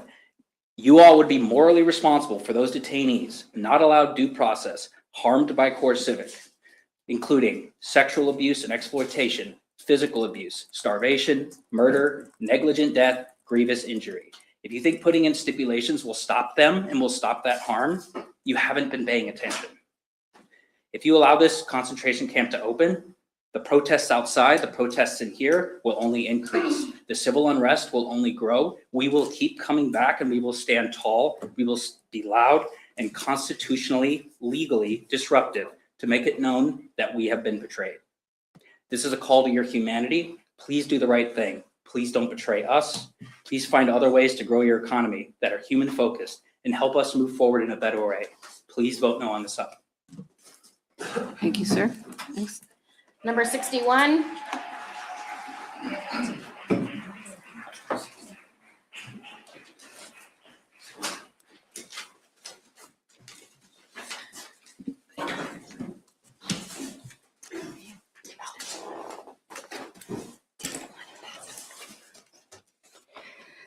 Hello, my name is Ellen Johnson, and a couple weeks ago I came to you and spoke in my capacity as a private citizen whose family was held in ICE custody in CoreCivic for 11 months. So I got to tell you one thing. These people who work at CoreCivic who are telling you how wonderful it is, they're not just drinking the Kool-Aid, they're chugging it. My family was there, like they're doing keg stands, bar none. And I'm not surprised that they think it's a great place to work because it's an empty prison. They go to work at an empty prison every day. So, and if they're not going to work at an empty prison every day, I'm wondering who paid their travel expenses to come up here and yap for 3 minutes, because that's an expensive trip. All right. Now, so I want to say something else about the state of Kansas. It is clear by this point in time that if you keep fighting, I don't think you're going to have to worry about legal fees because nobody in this state wants this here. People are mad and they are afraid. They are afraid of the chaos and violence that ICE agents bring to the communities they visit. And I want to tell you something else. Pat Proctor, the Wichita professor who somehow represents Leavenworth, made a social media post telling people to go demand that this prison open. Straight ratio, didn't happen. So now I'm gonna switch hats. Something I didn't tell you last time I was here. I am also the founder of the Carceral Human Rights Task Force, which does have Leavenworth constituency. I am a survivor of rape under color of law committed in a correctional facility, and I designed a sex abuse prevention protocol that will actually be implemented in the exact same facility I was abused in. So I know a little bit about oversight. I want to tell you something. 3 years is way too long for this permit. CoreCivic already has a record. The oversight that's built in through DHS is insufficient. They only come every 2 years. They're not thorough enough. It's pointless. So I'm telling you right now to ask CoreCivic for $1 million because they're lying if they say they only get 50 mil. I know what they're paying to lock people up in here. It's over $67K per inmate. So the math ain't mathin'. Get $1 million paid to the city for an external oversight body that has golden key access with confidential interviews with detainees and staff, that doesn't write policy, they write reports, make recommendations to the facility, and then write another report to follow up. They need to monitor frequently, and I want to give you some suggestions for healthcare oversight. KU Med provides oversight for KDOC. KDOC doesn't listen, but it's actually really good healthcare oversight. And you want the healthcare contractor to comply with and release records as though they were subject to CORA and FOIA. Also make sure you have PREA signage in every last language around and that they comply with state agency inspections. Thank you. Thank you, ma'am. Number 62.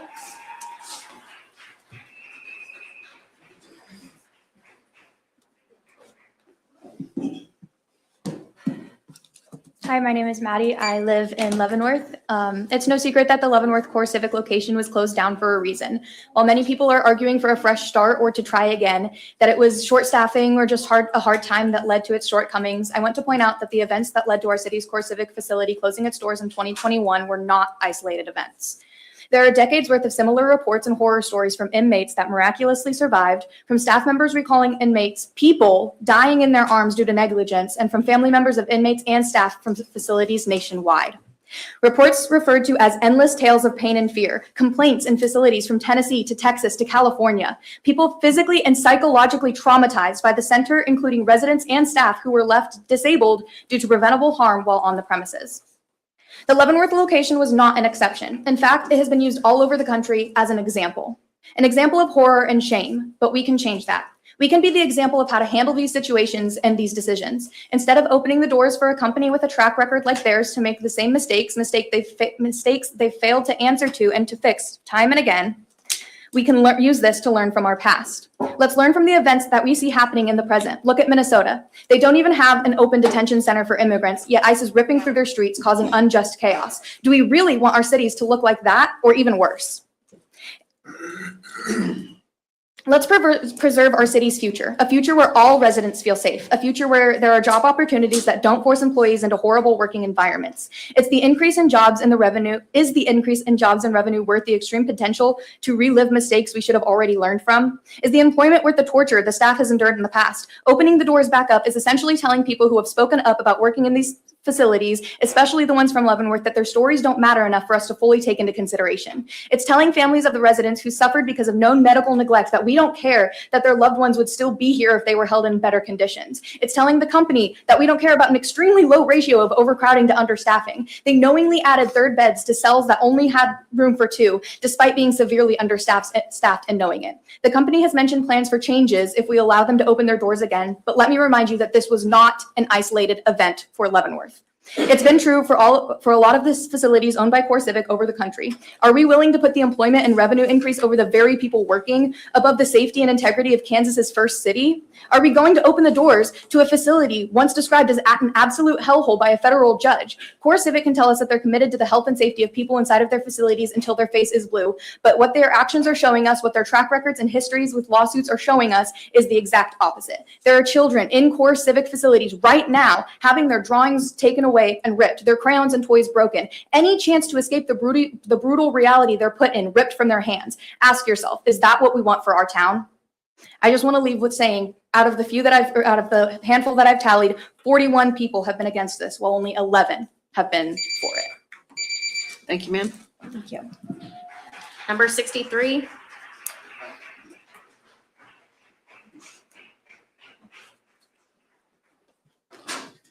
My name is Joanna Lowe. I live at 669 Prospect Street here in Leavenworth. And I could speak to you about CoreCivic's history with our city, which we all know. I could speak to you about the ongoing cases that they have now in other areas. But I want to speak to you as a neighbor and a partner in a family business. My family has several rental properties here in Leavenworth. I already have tenants who are anxious because they don't want the kind of disruption that has come to other areas coming to our town. A town that I've lived in for 26 years, raised my children in, and love dearly. How am I going to convince other tenants to come in to move to our city when they're afraid, when they're looking at us as that city that allowed a company that we already know is not a good partner in? How am I going to convince them that they will be safe? How am I going to know that my property values are not going to drop? There are so many considerations. Folks have spoke to the moral questions about this in very thorough ways, and those are important. But I think we also have to look at what kind of town do we want to be? I know we're known as a prison city, but there's so much more to Leavenworth than that, and we need to focus on those. If we want job opportunities, there are plenty of buildings downtown. We can redevelop those and have positive jobs that will show other communities a popular and good place that Leavenworth can be. And I'll just keep it brief. I know it's a long evening, and I thank you for your time. Thank you. Number 64.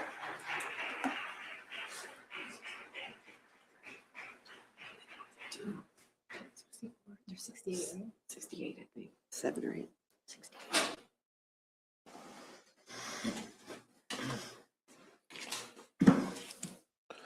Hello, I'm Christopher Benitez, 1717 Evergreen Street. I'm here to express opposition to the reopening of CoreCivic's facility, which means to detain immigrants on behalf of the Department of Homeland Security and ICE. Many of the public comments I witnessed at the last meeting that opposed the detention center were dismissed for not separating CoreCivic from the national conversation surrounding the actions of ICE. But their own CEO acknowledges that the two are inseparable.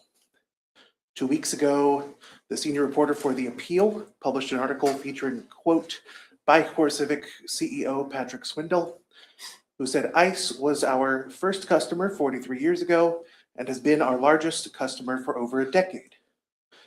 He also emphasized the humane treatment at the Dilley facility, the Dilley Detention Center in Dilley, Texas. Quote, "We're confident that the detention beds we provide are the most humane." He must have forgotten the court filings in September by attorneys from the Center for Human Rights, Constitutional Law, Children's Rights, and the National Center for Youth Law, alleging the Dilley facility has been detaining children longer than the general legal limit and has been observed releasing certain individuals only to immediately re-detain them.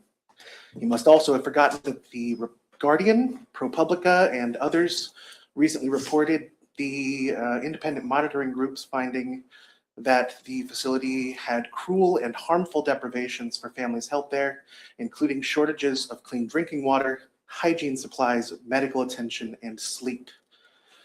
Like their facility here in Leavenworth, changes in DHS policy are what caused them to halt certain operations and later seek to reopen the facility there. Yet another reason CoreCivic cannot be divorced from the national conversation, but they also cannot be divided from the effects on the communities they operate beside. Since resuming operations on March 5th, 2025, homeowners in Dilley have seen their property values plummet.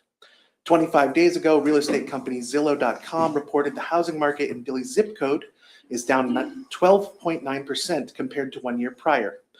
That means in the 10 short months that Dilley has been open, its local neighbors have lost an average of $22,300 each in property value. Meanwhile, CoreCivic's net income rose nearly 70% in that time. To allow CoreCivic's Midwest Regional Reception Center to use its special request is a mistake we can avoid, and we should. Not just because, as so many have pointed out, CoreCivic, whether for incarcerated criminals or administrative detainees, cannot be trusted to operate a humane facility, but also because we know such a place run by such a company will negatively impact the future of the city of Leavenworth and its residents. We've read this storybook before. It sucks. Thank you, sir. Number 65.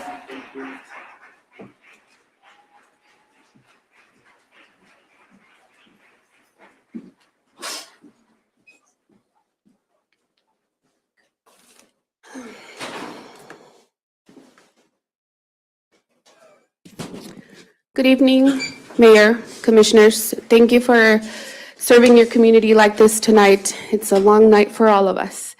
My name is Carla, and I'm speaking on behalf of Advocates for Immigrant Rights and Reconciliation. We serve both Kansas and Missouri. I am here on behalf of AIR, for short. We urge you to use your power and deny the special use permit. I want to focus on two things. What is this property going to be used for, and what has it been used for in the past? One of the golden factors of suitability. This facility was previously operated as a federal prison for individuals convicted of crimes. CoreCivic now proposes to use it to detain people for civil immigration matters. I want to mention something that hasn't been mentioned all throughout tonight. Civil immigration detention is not criminal.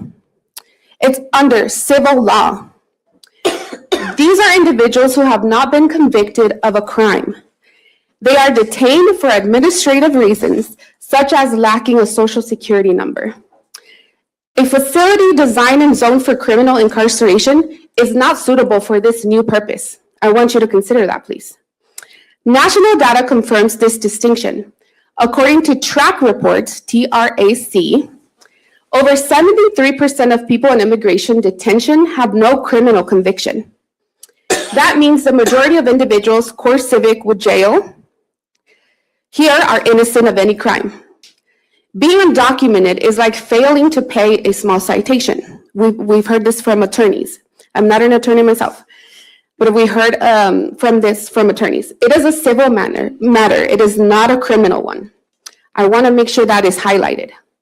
Yet this permit would turn Leavenworth into a city that jails humans for committing civil infractions. The golden factors exist to ensure land use decisions serve the public interest and reflect the suitability of properties for their intended use. This proposed use fails that test.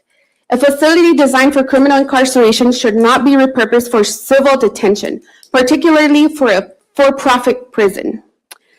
This is not just a local issue, this is a regional. Immigrants across Kansas and Missouri live in fear for their lives and the safety of their families because of the facilities like these. There are well-documented current human rights abuses, like we've heard tonight, at jails operated by CoreCivic. They have not changed. You as a city, you as commissioners have the authority and responsibility to deny this permit. Doing so would protect the integrity of Leavenworth, the public interest, and affirm that the city values justice and community over private profit. For all these reasons, and many that I open up availability to have further conversation about immigration law, we respectfully urge you to deny the special use permit. Thank you. Number 66.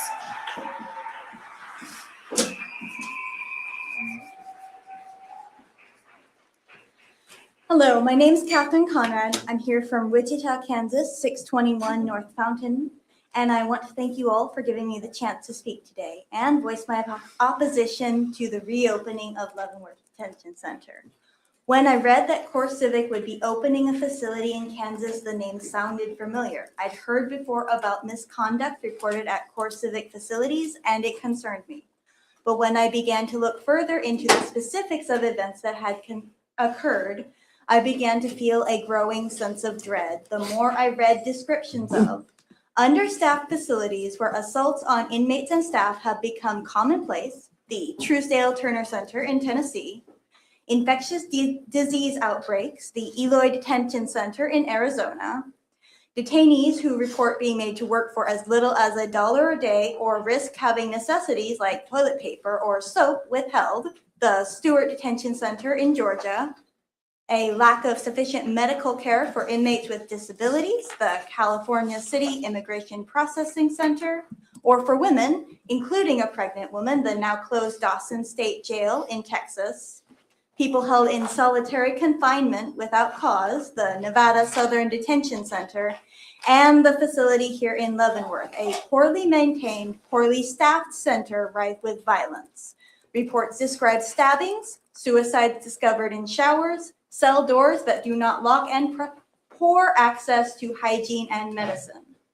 CoreCivic facilities have been described using terms like hellhole, death factory, and gladiator school. To tell the truth, I felt almost physically sick just reading about the conditions at certain locations. I believe Kansas deserves better than this.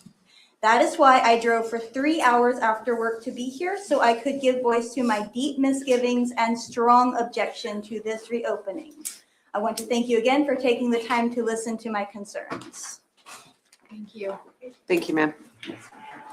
Number 67.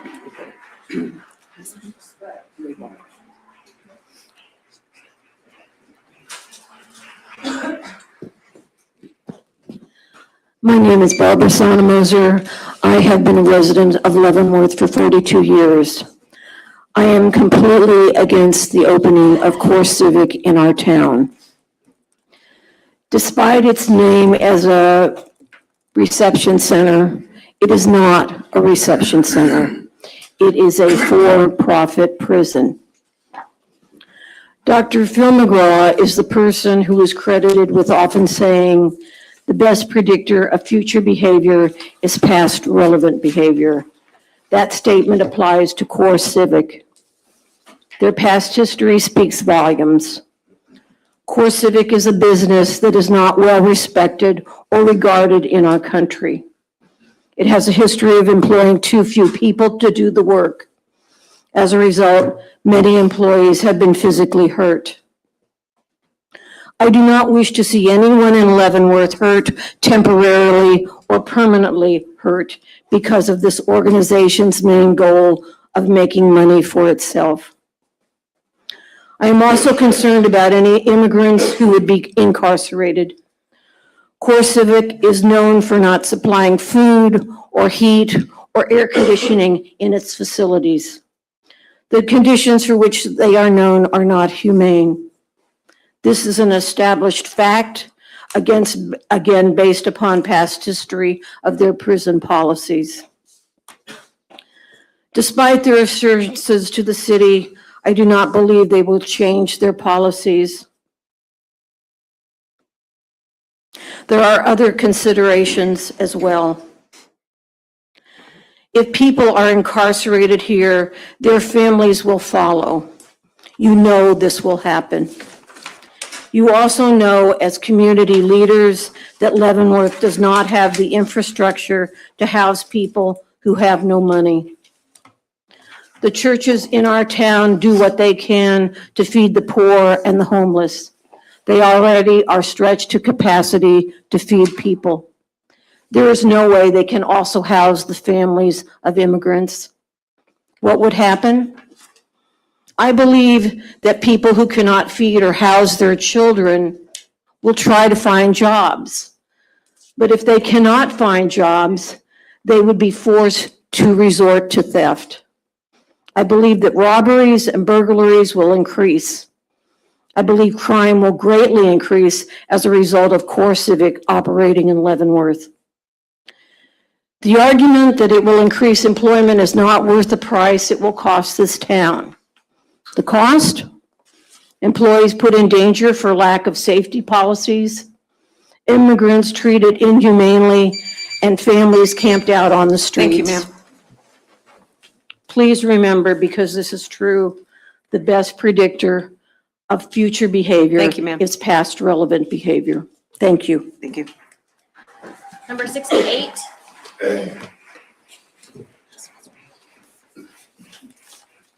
Hi, good evening. My name is Beto Martinez, and I live in Kansas City, Missouri. And I appreciate you, Mayor, opening up with dignity and respect for everyone here.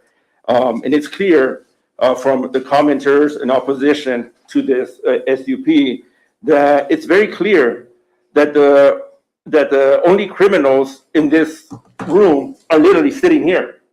These people, this entity is a criminal enterprise that profits off of our communities, the people that are originally from this land.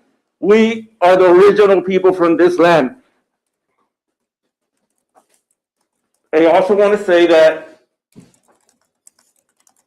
all the human rights violations that you commit under federal law, however you disguise it. Please only address the city commission. Okay, well. Thank you. Thank you. I'll address you then. So I want to, after today, we're going to request the federal contract between CoreCivic and DHS and the city. We want that contract. So tomorrow we'll be submitting some paperwork to receive that. We also want to request a public health inspections at this facility, which we'll be submitting a documentation for in the next couple of days as well. And we also want to know the additional building permits that have been, historical building permits on this facility, and new building permits that need to be addressed. A lot of issues need to be addressed at this facility, so we will be requesting that. And I hope that you also just, listen to this community who's been harmed. The people in this region are afraid of these people. I'm looking at you, but of these people, right? And so I really want you to take that into consideration. One more thing that I wanted to add before I leave is that even, I know some of the commenters mentioned about the Federal Bureau of Prisons, even the Inspector General for the Federal Bureau of Prisons said in 2016 that these private prisons cannot operate the way they do. They acknowledge Federal Bureau of Prisons having a better robust system than these companies. And I also wanted to share that one last thing I want to share with you all, just real quick. I'm going to quote Auschwitz survivor. It was not Hitler or Himmler who abducted me, beat me, and shot my family. It was the uneducated, a lot of uneducated people, the shoemaker, the milkman, the neighbor who received a uniform and then believed they were the master race. Thank you. Thank you, sir. That concludes our public comment. We okay to move on, or do you need?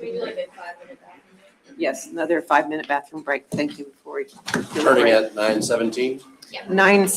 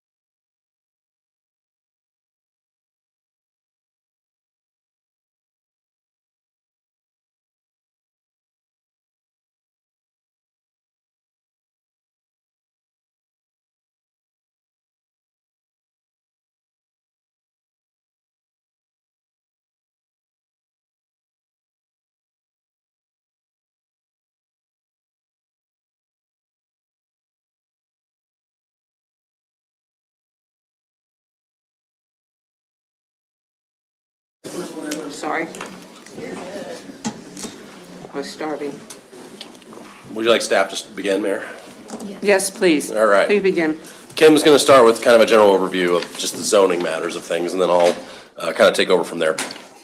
Good evening again, Mayor and Commissioners. Before you tonight, we have a request for a special use permit. This did go to the Planning Commission on February 2nd and was recommended approval to your body by a vote of 5-1 with some conditions that we'll get into here in a little bit.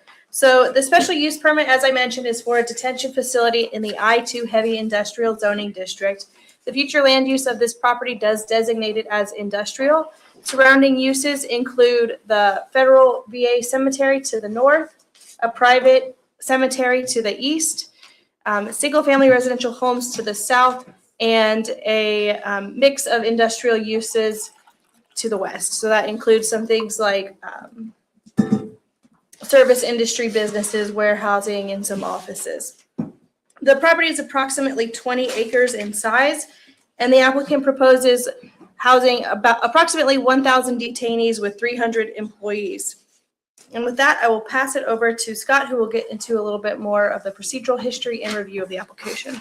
Okay, I'm for the sake of time and the fact that you're all pretty familiar with this already, I'm not going to read this word for word. I'll just summarize the main points. In 2012, City passed Ordinance 7911, amending the city's then effective development regulations to, among other things, require a special use permit to operate a jail or prison with the city. Prior to and after the city's 2012 revisions to the development regulations, CoreCivic operated a detention facility, jail or prison, known as the Leavenworth Detention Center. Pause there real quick. I know there have been questions on jail, prison, detention center. In zoning law and zoning practice states that if you do not have a specific definition for the matter at hand, you apply the most you apply the closest thing, right? The closest definition. In our system, that is jails and prisons. Prior to the 2012 revisions to the development regulations, CoreCivic was not required to obtain a special use permit. After the enactment of the 2012 revisions to the development regulations, and when CoreCivic was formerly housing detainees at its Leavenworth facility, it did not require an issued special use permit because the use of the property as a jail or prison was grandfathered pursuant to Section 105E2 of the development regulations. That language is there in your packet. Therefore, after the enactment of the 2012 revisions to the development regulations, CoreCivic's use of the property as a jail or prison was deemed to be lawfully and conforming as a special use, or as if CoreCivic had a valid special use permit, subject to the terms of the development regulations.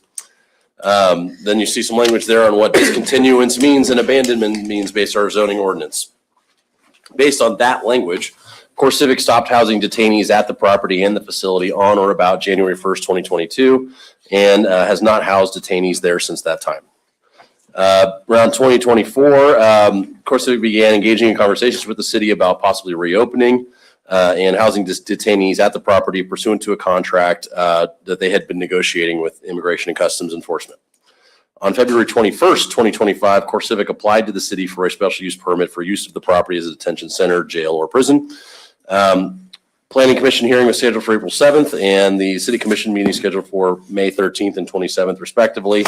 However, on March 13th, CoreCivic withdrew its application, taking the position it did not need a special use permit.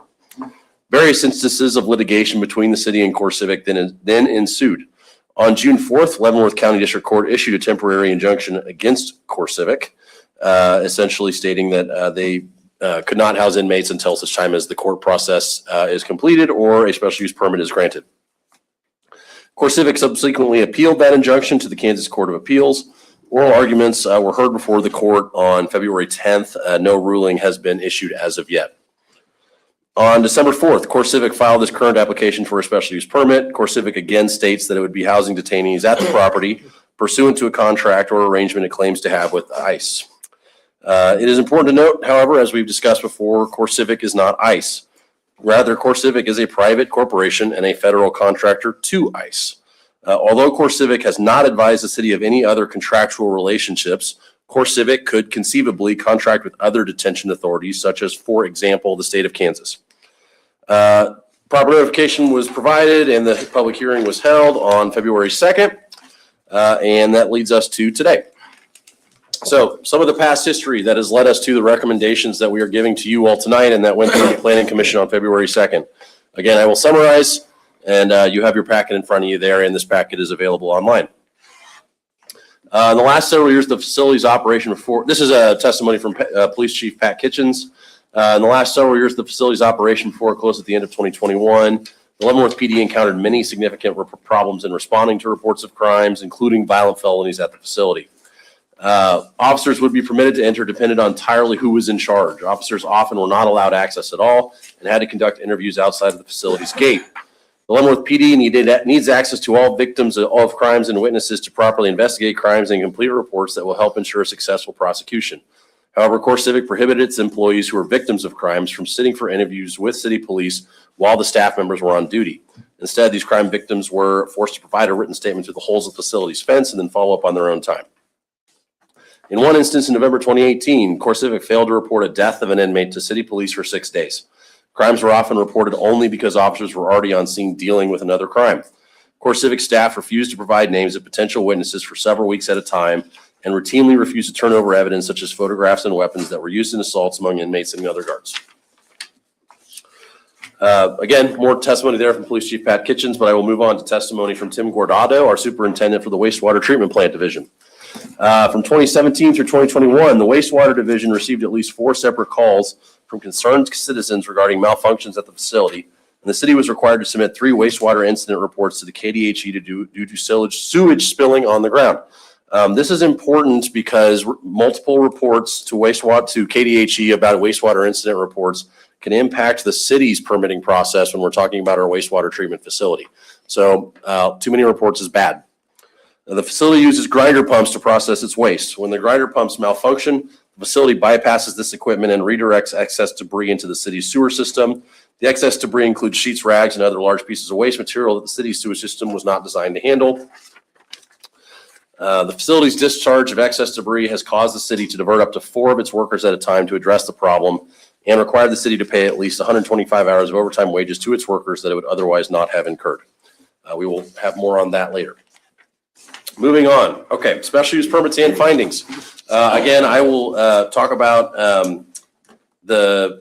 we go into the golden factors now. I'll briefly summarize those, and then I will talk about, I will read each of the special use permit factors and findings, and there's staff comments on each of them. I won't read those. You guys can see those. But I will also make sure to note where the Planning Commission has recommended changes to those findings or those recommendations.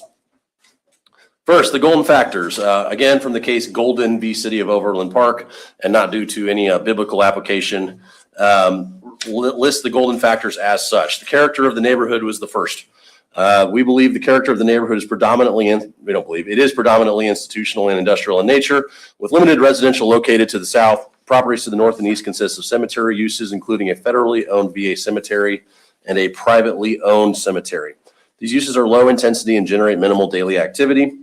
Area to the west is characterized by heavy industrial zoning and uses including service-oriented businesses, warehouses, and office. Single-family residential zoning and uses exist to the south. However, they are separated from the subject property by grade transitions and a wooded buffer.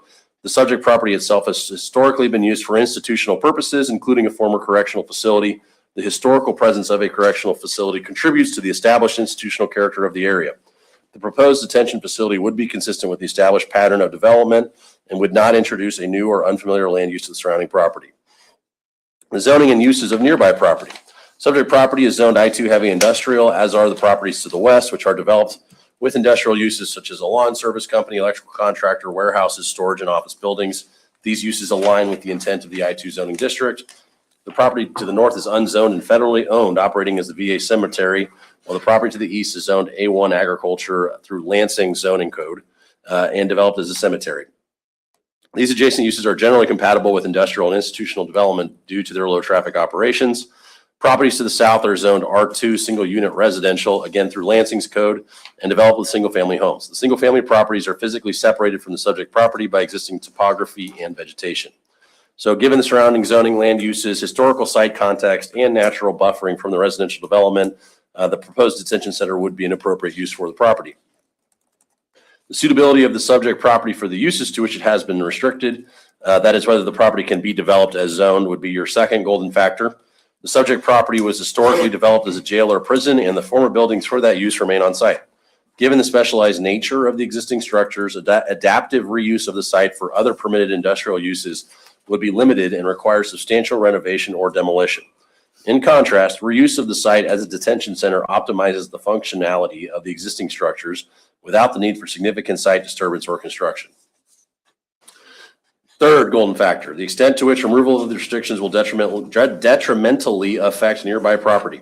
Removal of the restrictions and approval of the special use permit with the below described conditions is not expected to detrimentally affect nearby properties. The site is located within I-2 heavy industrial district and is separated from nearby single-family homes by a wooded berm and ridgeline, providing visual and noise buffering.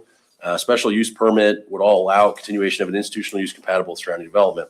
Also worth noting on that golden factor is we did not receive a protest during the protest petition period from neighboring properties. The length of time the subject property has remained vacant as zoned, often considered in determining whether the current zoning is prohibited development. The property was previously operated by the same entity, CoreCivic. They stopped housing detainees at the property on or about January 1, 2022, and have not housed detainees there since that time. Given the discontinuation of the use for a period greater than 24 months, the City Commission determined that any use of the facility and the property as a jail or prison is no longer a lawful non-conforming use, and that any use as a jail or prison shall and does require a special use permit. The City Commission further determined that given such discontinuation, any previous or previously deemed special use designation was thereby administratively rescinded. So as such, can't be used for intended purposes without a special use permit. Therefore, it must weigh heavily in favor of granting the special use permit. The same zoning ordinance that says they must get a special use permit also gives them a strong argument for being awarded a special use permit, is what that is stating. The relative gain to the public health, safety, and welfare by the destruction of the value of a complaining party's property as compared to the hardship imposed upon the individual landowner if the zoning is not approved. This one's a little complicated, but approval of the special use permit with the below described conditions provides greater benefit to the public health, safety, and welfare than any potential impact to nearby properties. The proposed use reuses an existing facility specifically designed for institutional use, while the surrounding properties are protected by industrial zoning, existing land use patterns, and natural buffering. Denial of the request, as limited by the below described conditions, may impose hardship on the applicant since it has developed the site for use as a jail or prison, and there's a limited market of prospective purchasers for the site in its current state. Another way of putting that is it was built and used as a prison. There's very little you can do with a prison other than as a prison. The recommendation or permanent or professional staff. Based on the items outlined in this police report, staff recommends approval of the special use permit with the conditions stated. And then finally, conformance of the requested change to the adopted or recognized master plan. The adopted comprehensive plan designates this site as a future land use of industrial. The proposed use would be in conformance with this designation. So next those were the golden factors. Next, you now have separate factors that are in the city's development regulations that were not determined by a specific case, but are still factors for your consideration. These are in section 2.04B7 of our development regulations. They find a list of additional findings the City Commission must make when considering the issuance of a special use permit. First, the proposed special use complies with all applicable provisions of this ordinance. Based on all available information, staff believes that with the conditions, this application complies with all provisions of said development regulations. For the proposed special use at the specified location will contribute to and promote the economic development, welfare, or convenience of the public. Subject to the conditions, the proposed use will contribute to the economic development and public welfare by returning a currently vacant detention facility to active use. Given the specialized nature of the building, finding an alternative use would be challenging, and prolonged vacancy could lead to deterioration and blight. The proposed use will reintegrate the property into the local economy. Third, special use will not cause substantial injury to the value of other property in the neighborhood in which it is located. Based on all available information, but with and subject to said conditions, staff does not believe that the proposed use will cause any substantial injury to the value of other property in the neighborhood. The proposed use would be consistent with the building's original purpose. The facility was originally designed for detention use, meaning this proposal would restart a long-standing land use rather than be introduction of something new or disruptive. You can read that second paragraph there. D, the location and size of the special use, the nature and intensity of the operation involved in or conducted in connection with it, and the location of the site with respect to streets giving access to it are such that the special use will not dominate the immediate neighborhood so as to prevent development and use of neighboring property in accordance with the applicable zoning district regulations. In determining whether the special use will so dominate the immediate neighborhood, consideration shall be given to 1, the location, nature, and height of building structures, walls, and fences on the site, and 2, the nature and extent of landscaping and screening on the site. 3, off-street parking and loading areas, whether on the premises or auxiliary to the premises, will be provided in accordance with the standards set forth in this appendix, and such areas adjoining residential uses will be located to protect such residential uses from an injurious effect. Adequate utility, drainage, and other necessary facilities have been or will be provided.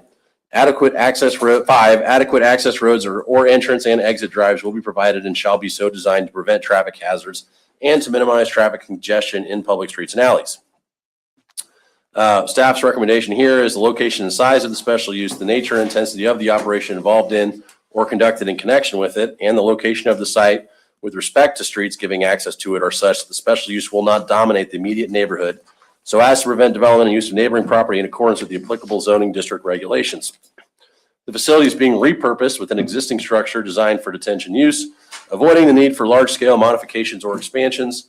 The site has access from Muncie Road, a designated collector road capable of providing adequate access.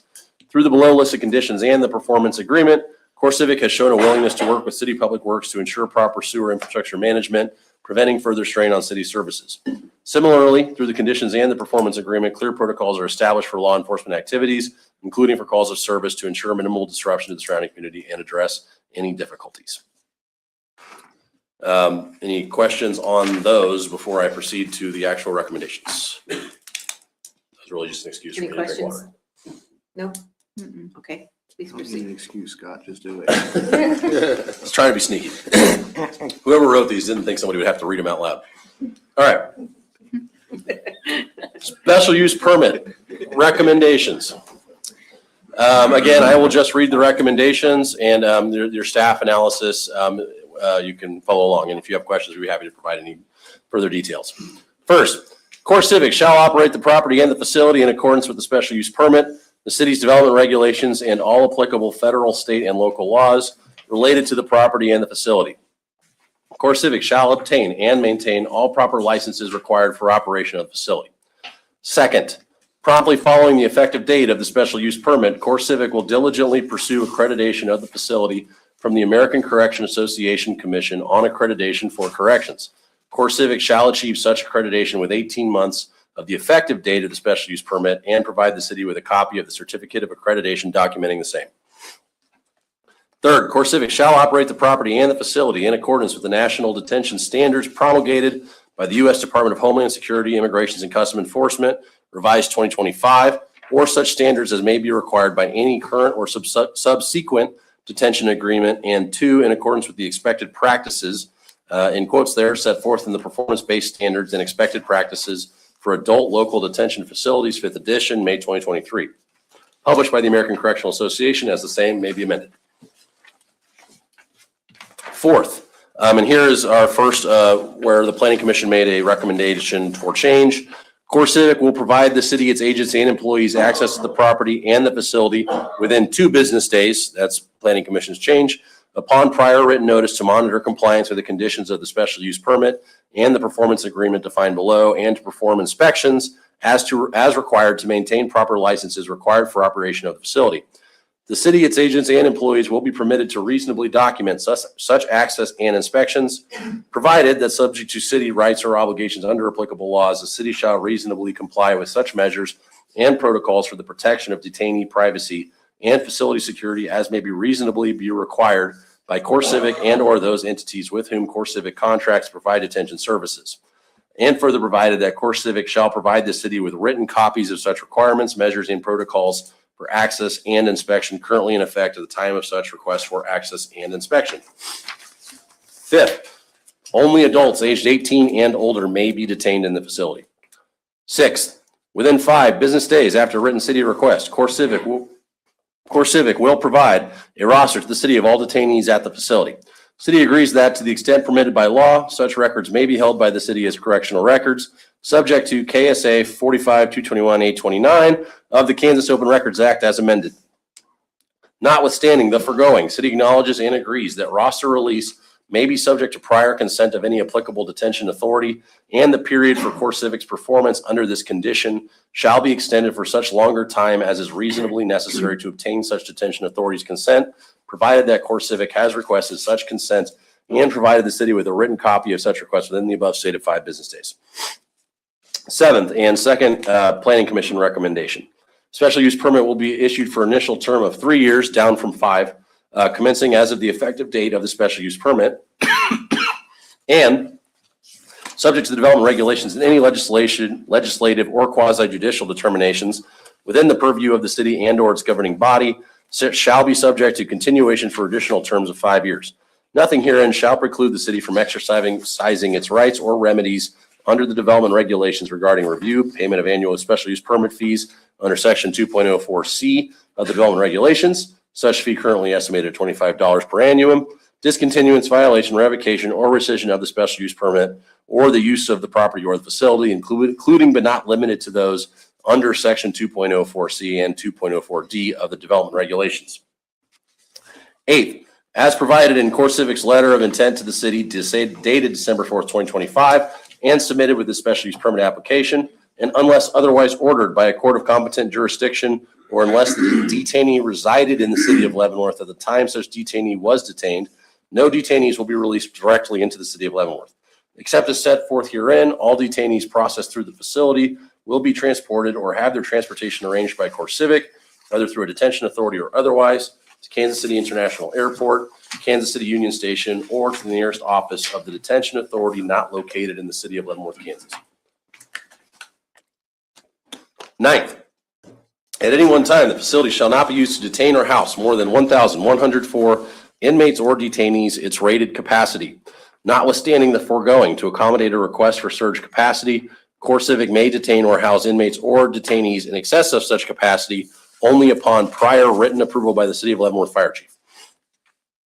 10th, CoreCivic shall have a staffing pattern to effectively staff, shall have a staffing pattern to effectively staff the facility in a safe and secure manner. The number, type, and distribution of staff as described in the staffing pattern shall be maintained throughout the term of the special use permit. Subject to the remaining provisions of this condition number 10, CoreCivic will staff the facility, whether through employed staff, contracted staff, or otherwise, at a ratio of not less than 0.29 full-time employees or staff per 1.0 inmates or detainees. By way of example only, assuming a full rated capacity of 1,104 inmates or detainees, and as provided in the letter of intent, CoreCivic will staff the facility with no fewer than 320 FTEs. The number of FTEs may be proportionately lower than this requirement when the facility is not fully occupied. Staffing levels shall not fall below a monthly average of 80% of the requirements set forth in this condition 10. However, the use of overtime and temporary staff may be used to fill vacant positions. CoreCivic shall maintain a competitive salary schedule for all personnel comparable to the applicable U.S. Department of Labor area-wide wage determination. CoreCivic will promptly provide information as the city may reasonably request to confirm compliance with this requirement, with names of employees partially redacted and social security numbers fully redacted. Recommendation 11, and here is our third Planning Commission change. CoreCivic will have installed, prior to the holding of any detainees, a new grinder pump pursuant to specifications approved by the city's Director of Public Works. There are further recommendations there, but I'll just stop there and say the Director of Public Works for the city of Leavenworth has gone out and inspected the new grinder pump that was installed by CoreCivic, and they are content. They believe that they're satisfied with those requirements. So in many ways, that requirement has already been met. In all ways, I would think that requirement has been met. 12th, within 3 months after the effective date of the special use permit, CoreCivic will install or reinstall a tree line buffer on the property between the facility and those properties located directly to the south of the facility, with such plantings and caliper of trees as the city may reasonably require. 13th, within 2 weeks after the effective date of the special use permit, CoreCivic shall provide the city with any current contracts or agreements which CoreCivic has with any detention authority for detention services related to the property or the facility, each a detention agreement. Thereafter, CoreCivic shall promptly provide the city with copies of any amendments to any detention agreement. The provision by CoreCivic of any detention agreement shall be subject to only such redactions as may be permitted by applicable open records or freedom of information laws. CoreCivic shall promptly inform the city of any actions relating to any detention agreement that might impact CoreCivic's authority to operate the facility under the special use permit. The city shall treat all detention agreements as confidential and shall not share or otherwise distribute any detention agreements without the express written consent of CoreCivic and, if required, the relevant detention authority, unless release or disclosure is otherwise required by law, including pursuant to an open records or freedom of information request as reasonably determined by the city. 14, special use permit is subject to the terms and conditions of that certain performance agreement attached hereto as attachment 1 and incorporated herein by this reference. The effectiveness of the special use permit shall be contingent and dependent upon the execution by CoreCivic of the performance agreement. 15th, nothing in this special use permit or the performance agreement shall preclude the city from exercising its rights or remedies under the development regulations or applicable laws regarding discontinuance, violation, revocation, or rescission of the special use permit or the use of the property or the facility, including but not limited to those under section 2.04C and 2.04D of the development regulations, subject to such rights as to notices and or hearings as to which CoreCivic may be entitled thereunder. Nothing in the special use permit or the performance agreement shall be deemed a waiver by the city or the Leavenworth Police Department, LPD, of their ability to obtain and act on a search warrant or administrative search warrant for the purposes of ensuring compliance with the city's development regulations or of the ability of the city or the LPD to act in accordance with applicable laws in furtherance of any such warrants. 16th and final. In any part, term, provision, or condition of the special use permit or the performance agreement is held to be illegal, in conflict with any law, or otherwise invalid, the remaining portion or portions shall be considered severable and not be affected by such determination. And the rights and obligations of the parties shall be construed and enforced as if the special use permit and or performance agreement did not contain the particular part, term, or provisions held to be illegal or invalid. So those are the special, let me take your drink real quick. Good job. Been drinking tea all week. All right. Those are the special use permit recommendations. So those are what apply to the zoning permit that we refer to. Now, in this document, as you guys have all read, there's also what's called the performance agreement. That is a separate document that it's not standard with SUPs, but it's something that staff and our city attorneys have worked with CoreCivic's representatives on that has some other factors. That's where you'll find a lot of the police requirements. That's where you find the impact fees. And so in some way, it's easy to be confused by the severability language of each. But I think and I think David can speak more to this, but the severability of the performance agreement does not necessarily override our zoning ordinance in terms of removal of the SUP should we find the need to. And so, did I say that correctly? Yeah. So I think, and obviously you read both and you think, oh, there's some language in each that are similar. But I think it's important to look at it in a totality of, we're talking about approval of the special use permit. And so the performance agreement does not override the city's ability to enforce its special use permit should it be approved. Okay. All right. Yes. So that's where staff is going to kind of stop and turn it over to you all. Again, this is not a public hearing, so there is no format that you must follow. Okay. You guys can kind of do it the way you want to do it. We're here to answer questions. You absolutely can ask questions of CoreCivic. I would just. Oh, and yeah, obviously, if you want to give them an opportunity to speak, that would obviously is good as well. So okay. Up to you guys. John Malloy with CoreCivic. Appreciate everyone's time. I know it's been a very long day, so we're here to answer any questions you may have. Okay. I appreciate the staff's work on the SUP and the performance agreement. I think we've done a lot of good work. Obviously, there's been a lot of questions, concerns about the activities of the facility the last few years it was operational. Sure. I feel like we've done a good job to respond to those. Hearing the comments from Chief Kitchens was hard to hear, frankly. We've had a lot of conversations about how to rectify the communication problems that existed previously. We feel like we've done that. I think Chief Kitchens agrees. Putting a facility liaison that can coordinate with the police chief, I think will go a long way to ensure that any questions that he has will get answered in a timely fashion. Never like to hear that the chief of police can't get access to the facility or to employees. So that should never have happened, and we apologize that it did happen. I was mayor when that all happened too. So it's. What did you just call that position? A facility liaison. So we'll have a person at CoreCivic at the facility who will liaison specifically with the person in the police department Just with the police. to ensure that communication gaps don't happen again. So a person to pick up the phone and call. I've told the chief, he has my phone number. He can call me whenever he wants if he feels like he's not getting adequate information from CoreCivic, the facility. He has questions about what's happening. I heard a lot of questions too about community involvement. We have community relation boards at all of our facilities. We certainly would do that again here, where we bring in people from the community to meet with us quarterly. And that community relations board would include input from the city. So if there are people that the city feels like would be, a good representation of the community, and they want to know what's happening at the facility, have questions, have them answered, tour the facility, we're 100% willing to do that, and we want to do that. Clearly, communication was a problem. We hear it loud and clear, and we are trying very hard to kind of turn the page here with this SUP process. I appreciate Scott's willingness to sit down and work through these issues along with other staff members in Public Works and the police department. And we're hopeful that we can come to an agreement. Happy to get the staff's recommendation on approval, and certainly happy that we were able to get the Planning Commission approval as well. We've heard from the public tonight, and I was glad to hear, from everybody. Now it's time, I think, we hear from our commissioners. Do you also go down the line with questions?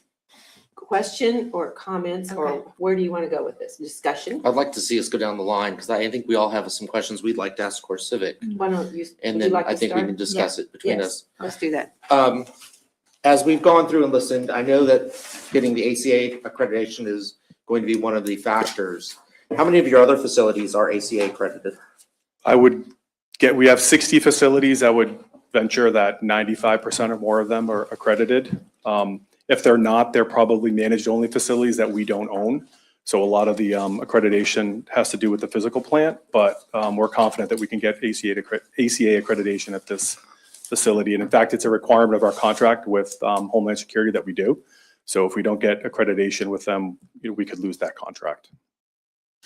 And I know it's in the SUP and it's been brought up multiple times, but just for everybody's comfort, hearing it from you, there will be nobody housed under the age of 18 in the facility. No, 18 and over. Correct.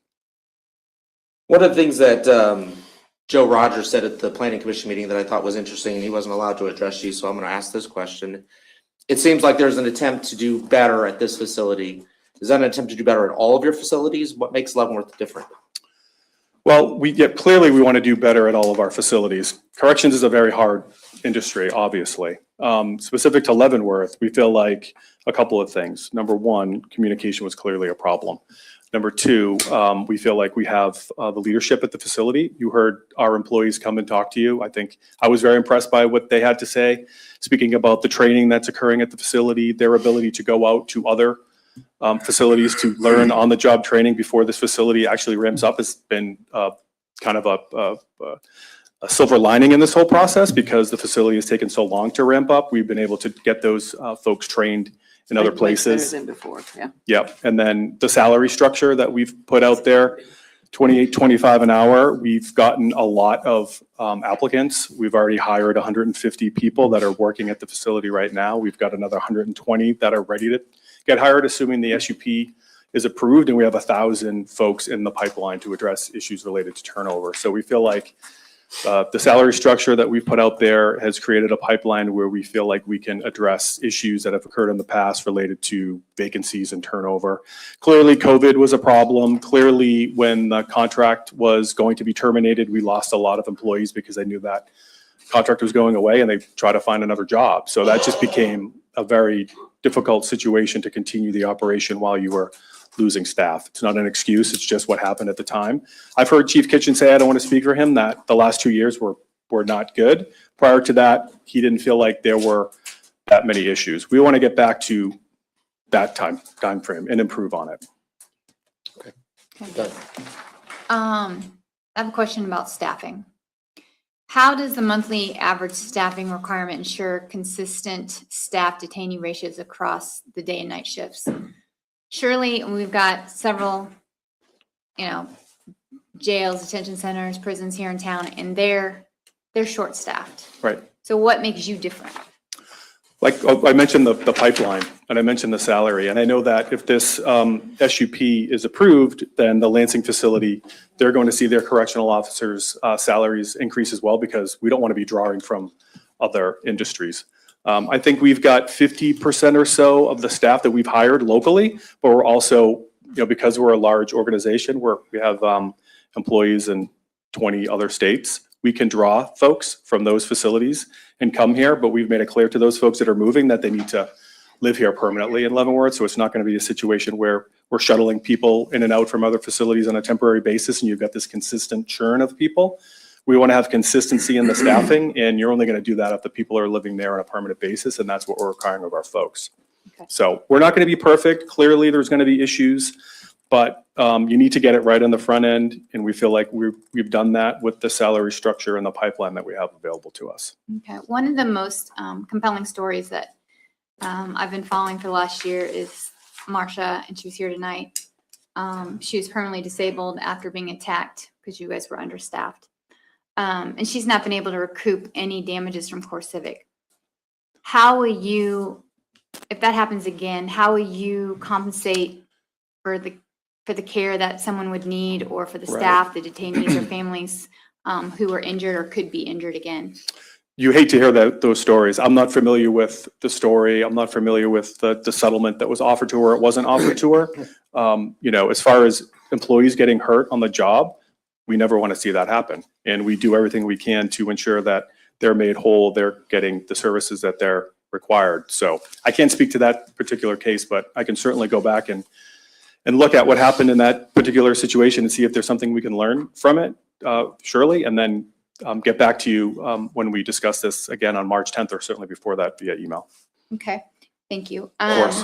The ACA, I'm so glad that you guys agreed to do the American Correctional Association, ACA. But I saw in here that 18 months before, does it take 18 months to get it?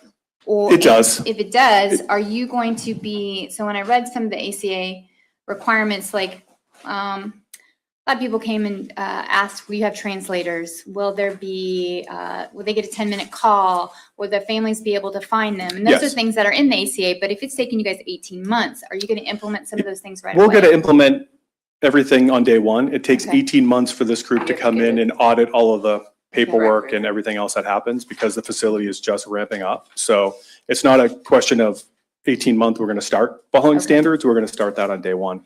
And we have national detention standards that we're going to be following as well. So there's robust policies and procedures that we're following once the facility gets started. Okay. And where will you take sick inmates? So the local hospital, Our local one? Yep. Have you worked with them? Have you talked with them? Are we? No, what you'd have to do is once, we get through this process, we have to get memorandums of understanding with the local entities, whether it's we're already working with the police, it'd be the sheriff, the EMS, the hospitals, specialty doctors in the community. Sir, that would you mind stating your name and position, please? Yeah, Sorry. Stacy Stone, CoreCivic, Tennessee. I can tell by the accent. It's really Georgian accent. Oh, is it? Okay. So to that point, we operated for 27 years. So we have a network of specialists and hospitals, and we would just look to reestablish those communications so that we ensure that we have adequate places to send folks. Okay. I'd like to talk to our police chief if I could. If you could come up, and I just have a few questions for you. Sorry. Sorry. You or you want to wait till the end? Well, I just want to know, I'm kind of confused. It says two days on here to come in, but I want to know that you can have immediate access if you need it. It disturbed me to hear that there was a death for 6 days and you didn't know about it, and you had to go in there and find out in a different way. So can you assure me and the other commissioners that you're going to have access in there if there's something goes wrong? How are you going to handle it? So prior to this process has been going on for a little while. And so when the discussions by CoreCivic came back to the city of Leavenworth and they started having conversations with us about reapplying and reopening the facility, Mr. Mallory and I had a number of conversations and a number of productive discussions in which I was quite pointed in my concerns about the last several years. And so I felt like those conversations were productive. I felt like they acknowledged that there were issues that needed to be resolved. I can only tell you that they assured me that that was not going to be the case, that going forward, they recognize and acknowledge those issues, make it very difficult for us to provide the appropriate level of service to those people that are in there that might be victims. And so I feel like they were receptive to that. And this is a different group of people that we dealt with at the end. So, I can assure you that we've talked about that. I was able to provide very specific, very clear instances where this is a problem for us, this is a problem for you. And so they were receptive and acknowledged that. And so that's what I can tell you today. And then as the process has gone on, there was some significant hold with the legal issues. But, all of the conversations that I've had with CoreCivic have been productive. But Commissioner Pittman, I'll just tell you, look, all these fancy lawyers and all these people from CoreCivic, from wherever they are, don't really have a lot of meaning to me. What has meaning to me is Misty Mack, the warden. Her and I, this is about her and I now. If you approve this and they open, that's what's really going to be about, is my ability to call her and express concerns about issues. I met the other day with her at the facility for about an hour. We had a really good conversation. She's been in this position, in corrections for quite some time, just like I have. And so I felt like we met, had a really productive conversation. So I will tell you that I rely on her more than any of the other people, because her and I, this is really what it's going to be about, is whether this is going to be successful and whether we're going to be productive and be able to do what we're supposed to do. And I'm confident in that. And, I think that's the best assurance I can give you. And you've got her cell phone, right? Yes. And she's assured me after this, I don't have to see her on the commercials anymore. Oh, okay. So been teasing her a little bit about that. So that's, I think, the best answer I can give you, All Commissioner. right. I just wanted to hear it from you. Yes, ma'am. Because you're the one that's going to be Right. in charge, right? Describe to me these detainees. I'm done with you. Oh, yes, ma'am. Thank you. Why don't these detainees have due process? Who? They do have due process. I mean, so I don't know where that comes from. I mean, they have lawyers. When day one, as John mentioned, they have tablets. They have options of pro bono lawyers. Come on up, Sean. We brought an ISA officer. He can tell you about exactly the due process. Good evening. Good evening. Sean Byers, Deputy Field Office Director for Euro Chicago. Of course, some of you have probably seen me on the news here a couple times as well recently. So everybody has due process. It's a false narrative that you're being told. It is completely false and it's incorrect. Nobody comes in ICE custody without due process. You see people being arrested. Yes, we have warrantless arrest authority. That's what's being exercised. Everybody goes through proceedings. Everybody goes through some type of process. Currently, there is no expedited removal in the interior. If somebody already has an expedited removal order from the border, we're just enforcing that. If they may be arrested because of that. We also have people that have been previously deported, coming back in, reinstating prior order of removal. That's what people are missing. Almost 95% of people are going through have already had a removal order in the country. And that's what's going through. Why do we need detention centers like this? Because people have to go through the proceedings, because that is the problem. If somebody is not held in detention, it's 10 years out of custody, going through a non-detained time they go through all their appeals. In custody, anywhere from about 60 days, I think, currently. 56, something like that, here in this court. Sometimes if they go through appeals, can go longer than that, but in the non-detained setting, it can be up to 10 years for some cases. That's the issues we were running into right now. That's why detention is becoming more of the way it's wanting to go, because what people are missing is 12 million people came in since 2019 into this country. That's how many came across the border. And contrary to what people are saying, it's a civil infraction, coming across the border illegally is a federal crime. So 1325 is a federal crime. So who are the people that you're going to be putting in that facility? It's going to be a mixture. It's really going to be a mixture. We target criminals. Just a second, sir. Sir, can you just hold on for a second? Lying to you, he is lying. This is a lie. All of these are lies. ICE is a Nazi fucking concentration camp. Get this shit out of Leavenworth. Leave Kansas now. 2 decades I've been doing this job. Can you step closer to the mic? Yeah, sorry. 2 decades I've been doing this job.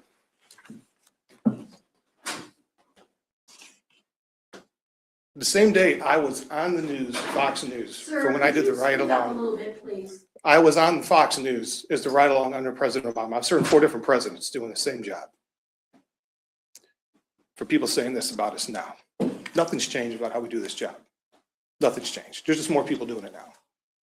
Yeah, a lot more. And just Well, remember, it's a lot more visible now. it's a lot more visible, let's- but bringing Border Patrol into the interior, Yeah, let's get change back on the things. topic.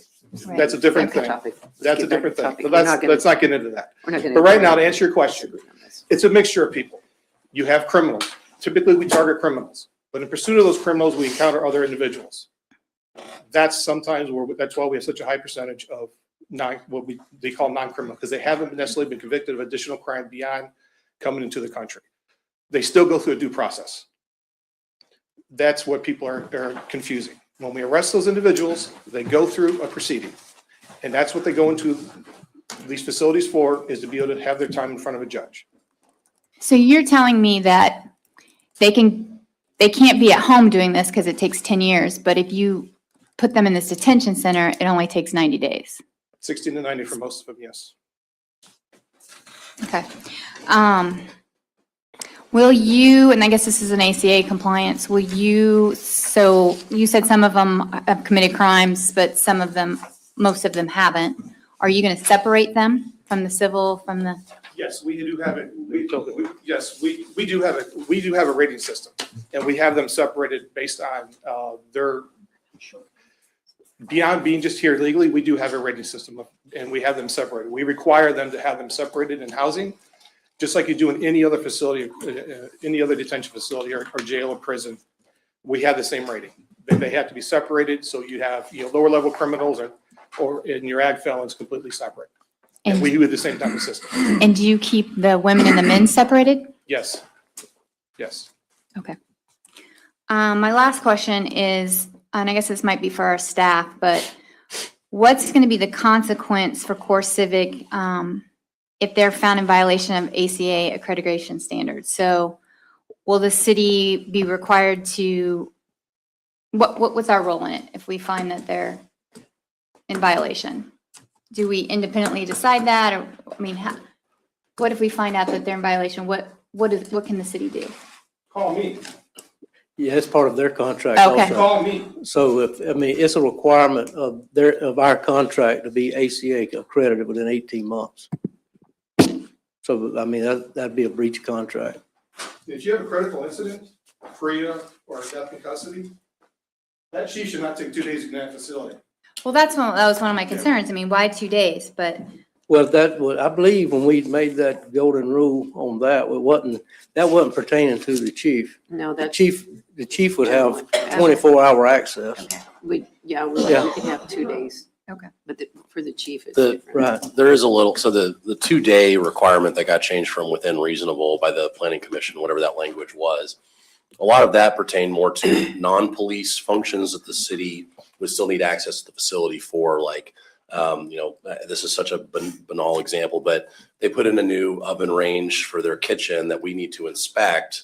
We need reasonable access to get in there, inspect it, document it, to do our work, make sure it was installed correctly. So that kind of got separated from the police aspect of things. None of this in here says that the police need 48 hours to get into a facility if there's an emergency. That does not override that requirement. ACA, and not only ACA, you also have PRIA, and that's an immediate notification to the law enforcement. And again, we can't talk about what's happened in the past Right. about the timeframes, but that is a requirement for immediate notification to the local law enforcement. do you allow religious services? Yes. I know ACA requires it, but do you allow pastoral Yes. services to come in? Yes, I was actually thinking about the ones that spoke tonight. The Sisters of Charities and the Presbyterian preacher. I mean, we want those people to come in. So there's a process for them to come in, to do the paperwork, and then they get on the schedule and they can come in for voluntary services. Okay. This isn't a question, but I will run amendment tonight. I'm asking for some, I guess we call more of a task force. You've kind of mentioned that you've done it in your other cities or other, so I will be asking for that later. And in that, I would like to have, obviously, people from public safety, people from pastoral services, people from the community, attorneys, and oversight. If you want to be true community partners, which I think I'm hearing that you do, I think this won't be a problem for you to allow this. So I'll end my questions now, but I want you to know it's coming. So. Right. Thank you. Good, okay. Mr. Maxwell. Okay, here we go. Grinder pumps in, correct, right? Yes. I'm the blue collar guy, so I'm nuts and bolts here. The tree line, what are we doing with that? 3 months out? Yeah, that's roughly? reasonable.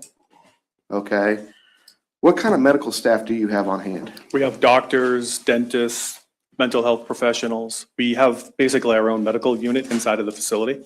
24 hours? To see patients, nurses, LPNs, RNs. Okay. And then, Matter of fact, we have Misty, 5, 6 nurses out doing we have nurses out now that lives in Leavenworth and works in Leavenworth, but they're working at other facilities just to train up, and we have a robust medical staff. Warden, want to step up there real quick?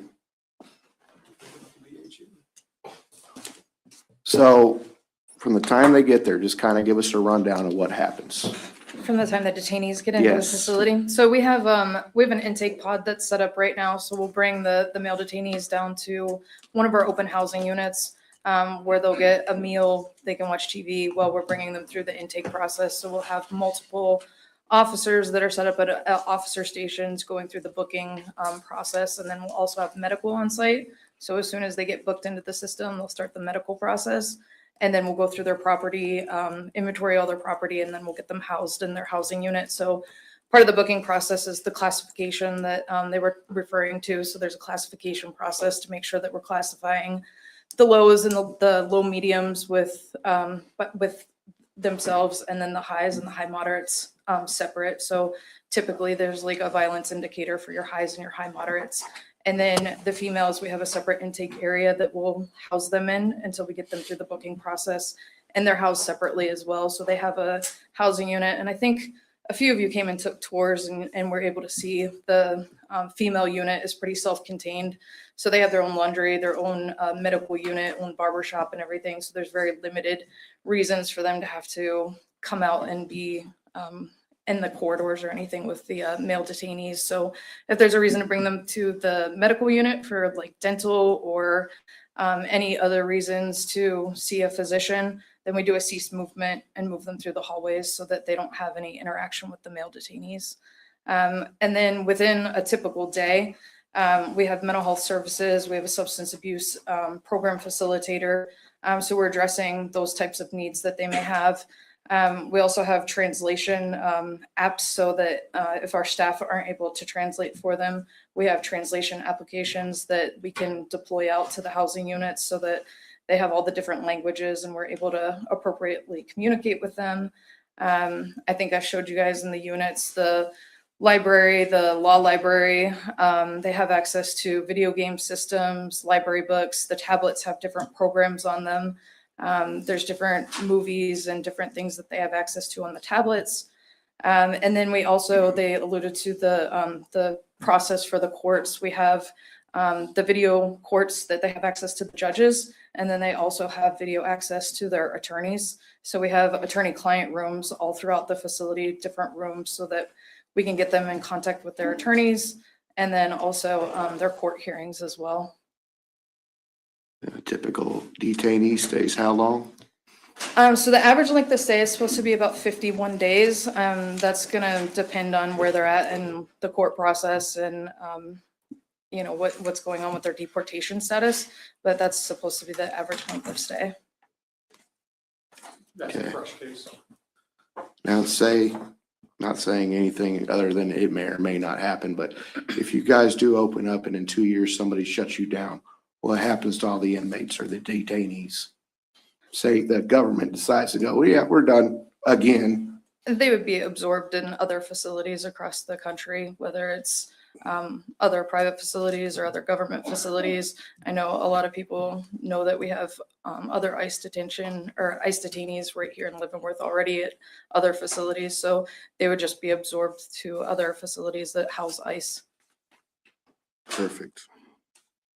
That's all I got for right now. Okay. Ms. Hollister? Again, thank you for giving me that tour, Warden, because you absolutely did not have to do that when I was a candidate. So I really do appreciate that. So I just have a couple of questions here, well, more than a couple, but how does the contracting agency know if you're nearing capacity or at capacity? So we keep in contact with our customer every day, and we give them a population report to let them know how many available beds that we have so that they know how many to send us. So we have a breakdown of the custody classification level and how many beds we have available for each classification before we get any transports that come in. Okay. So is a scenario likely where maybe there's a miscommunication or an urgency and the contracting agency shows up with a bus of people to be processed, you're at capacity, the fire chief hasn't seen it yet? How would you handle that kind of a situation? So if the customer has a need, which I don't think it would be very often, but there may be a situation where an airlift can't take off for mechanical issues or something like that, there's a delay. They might say, hey, can you house, 50 detainees overnight until we can get it rebooked for the next day? We would call the fire chief and say, hey, this is the situation. Are you comfortable with us doing this? And we'd have a plan already in place with the fire chief that says, this is how we would overhouse, whether it's cots or we call them bed boats sometimes. And it's just temporary. So there's a time frame. So we track how many days that we have anybody that's sleeping over capacity so that we can get them out first. Have you talked to him already about that plan, or is that going to be later? We haven't, Okay. just because of everything Sure. that's been going on. We haven't really had a lot of communication. So we just started talking to the chief of police and like the MOUs that we would have with the hospitals and stuff. We've started those conversations, but for us to make those official, we're kind of waiting to get through this process. Gotcha. Do you know how many employees of this facility right now live in Leavenworth? Right now, the ones that we have onboarded, out of 145, 56 of them are from the Leavenworth County area. Okay. Is there the current contracting agency, which is DHS, has what kind of staff on the premises?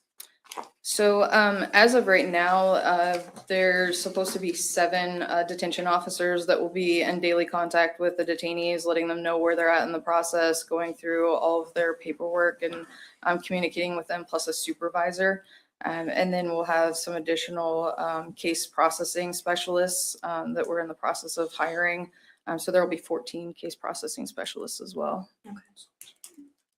Plus a oversight monitor, a contract monitor on site. Okay, that's what it, I guess, was it previously called contracting officers representative, COR? We have that, but we also will Okay. have a field medical coordinator from IHSC, or ICE Health Service Corps. Okay. From HHS will be on site, as well as we have detention standard compliant officers that will be on site as well. Okay. So we have rather robust staffing that will be on site for detention standard compliance. So it's not every 2 year. We are continually monitoring facilities like this. Okay. Do you still have quality assurance managers on site? Yeah. How many do you have? We have one right now. She was actually one of the people that spoke tonight. That's right. Tammy Yeah. Reed. That was a long night. How long has she been working there? 23 years. Okay, gotcha. You already answered that. Do you have so the past contract required CoreCivic to provide and maintain an inspection system or a quality control plan, a QCP. Is that still the case? Yeah, so every month we have certain sections of the quality control plan that we go through the facility and we audit specific sections so that there's the monthly audits. So we get through the entire quality assurance plan at least annually. And then if we find anything that's not in compliance, then we write corrective action plans and then go back and monitor those for at least 30 days just to ensure that there's compliance after the corrective action's been put in place. And I'm assuming that's what POAs, that's the same thing. Plan of action, Okay, yeah, corrective action Okay, plan. cool. If a detainee dies in care, do you have an independent contract physician review the death, or who reviews the death and how it happened? So we do critical incident reviews if we have a detainee death, and we go through and we look at the chart and we look at everything that if there was any opportunities to do anything differently. And then we also do after action reviews. So we have a team that will come in and look at everything and see if there's any opportunities that we could change and do in the future that we need to change. So they come in and just look at everything from classifications to staffing rosters to review telephone calls, whatever the case is and the things that they need to look at. And they pretty much overturn every stone to see if there's anything that we can do differently. Do they all do, I'm sorry, We request an autopsy on all this. I couldn't hear. An you. autopsy. We request an Oh, autopsy okay. on all. And that, would that be deaths. an independent autopsy or is it? It would Sheriff's be, Department usually probably. Oh, okay, They- the local. yeah. Okay. Coroner. Okay, gotcha. Do you still have a special operations response team? we do. Who is in charge of, is CoreCivic in charge of medical care at the facility, or is the federal government / ICE in charge of medical care? So we employ all of the staff and then we have ICE oversight. So that's the IHS contract monitor that he Okay. was referring to. Okay, gotcha. I'm assuming this will be in the MOU for the hospital, but I'm assuming that would CoreCivic pay for any ambulance services, or like if the detainee doesn't have insurance, does that bill fall on CoreCivic? It always falls on CoreCivic. Okay, Yeah. gotcha. I wouldn't think they have insurance, do. Well, it's the way it is with the prisons too. Okay. They're all Yeah. the same that way. ICE pays for all our medical expenses for people in our custody. We don't charge anybody, we don't charge co-pays or anything else like some counties do and such. We do not do that. We cover all those costs. And how soon, if the permit were to be approved, how soon would you want to get those MOUs in place with sheriff, EMS, hospitals? Fairly immediately. We shared the emergency plans with the chief of police, and those Okay. are part of the emergency plan. So we have them all prepared. Some of them we've already been able to establish, like for Priya, with the Violence Coalition for providing assistance during that time. So we've had some conversations with the hospitals as far as SANE exams and things like that. Talk to them about billing and things. So we have the conversation started. It's just actually getting folks to sign them. In regards to capacity, I know the fire chief will evaluate if you need to have more detainees than the listed number, but if in the past, the audit in 2017 mentioned that occasionally certain areas were at overcapacity because there wasn't enough staff. So in order to save on staff in another ward, there was the process of triple bunking in other wards. Is that something that you would have to talk to the fire chief about under these provisions as well? Yeah, and I don't think that that's something that we're looking at doing. That was something that the former customer had requested, and then we got back on track and removed those. Okay, gotcha. We don't allow that. Okay. Okay, I have two more questions. So people have said that past behavior is the best predictor of future behavior. I think that a lot of you have mentioned that you can't account for or you can't speak to the past behavior. But looking at your current facilities, I struggle as well because there have been, and this is not for you, the warden, because you're the warden of this facility, but looking at other CoreCivic facilities, I've struggled with finding a way to validate the credibility in what you say that you want to do as of today. So how should we judge you on your credibility if it's not with the past and if it's not with Trousdale or some of the other facilities that have had issues? Well, I say it's already been mentioned. I mean, the ACA standards, the PREA standards. I mean, I look at the past audits. You can go on what's the DHS and see audits from all our facilities, ICE audits. It's the DHS webpage, ice.gov, and you can look at all our ICE audits, and you'll see that we do good jobs on ICE audits, on our audits. I mean, I think it's like John mentioned, we're not perfect by no means, but I think that we're fast to react. Again, I can't, we're talking about the COVID times. A lot of things happened during COVID. I hate to keep using COVID for an excuse. We keep hearing about that, but we've gone a lot past that. We have the lowest vacancy rates we've had in, I think, 20 years last year. So we're really doing well. So, but go back and look at our audits. That's what I would say. Okay, that's it. Okay, thank you. As far as COVID goes, I know there was triple bunking back early as 2012 here. So COVID can't be used as an excuse for everything. Right. I struggled with this. And again, that was a different contract, like she said. I hear you. I understand. I hear you. I hear what you're saying. But you can understand why I feel the way I do. Yes, ma'am. I mean, I've been here, and I come from a prison family. I mean, I come from a family of corrections officers. My uncle was associate warden at Marion. My grandfather helped build the federal prison here, and it's a proud heritage here. But the way this was run was so egregious, and it was not what I've ever pictured corrections to be like in this area. I've put off going on a tour of your facility because we're under litigation. Same, yeah. Main reason. And I would like to tour it. Same. I don't know how this vote is going to come out, but I want to have, if this does go, I want to have openness. I want to have respect. I want to have us to be able to work together as a team. Yes, ma'am. And we would welcome any of you on a tour at any time. Make that sometime. Anyway, I think all the rest of the questions have been answered. I do want to see, you guys had the suggestion of a task force and an ombudsman or something like that, that we have, we have a good relationship to where we have some oversight. Because we need to have that, because this is our city, this is our police department, this is our fire department, our EMS.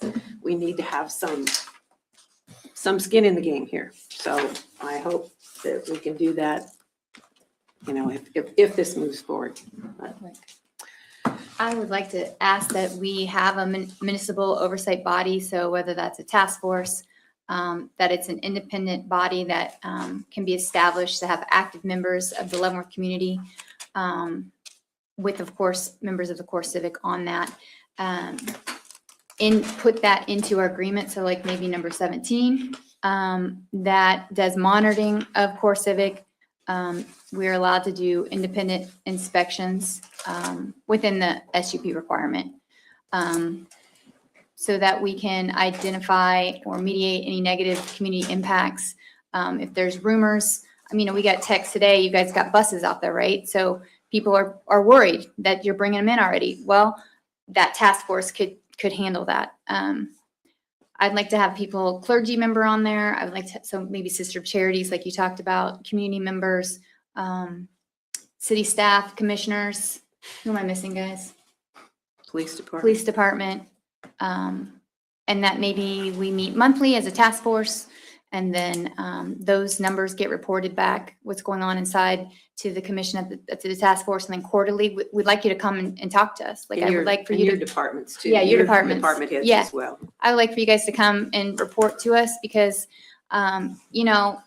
between your bad reputation not being a community partner. She was battered last year as mayor. I mean, as last year, you guys put me through hell, political hell. And you guys paid for these ads that drug my name through the mud, and I didn't appreciate it. Between that and then, of course, the attention that we talked about with ICE, you know, it's hard to believe this, right? So I want to be good partners, and I want to make this happen. And I think by making some type of oversight committee where we are partners, where we have people in the community working together, we can prove you guys to be wrong, like right? We want you guys to be right. We want you guys to be great community partners. The second thing that I would like to add, I don't know if it'd be two separate amendments, but Mr. Bateman talked tonight about I think it was under Litigation related to the SUP. So the multiple years to do inflation adjustments, and then So, the losers pay clause. Okay, We'll so- look at that. Let's talk about that. inflation adjustments to the impact fees, or is that Yes. what we're talking about? Yes. Okay. Is that?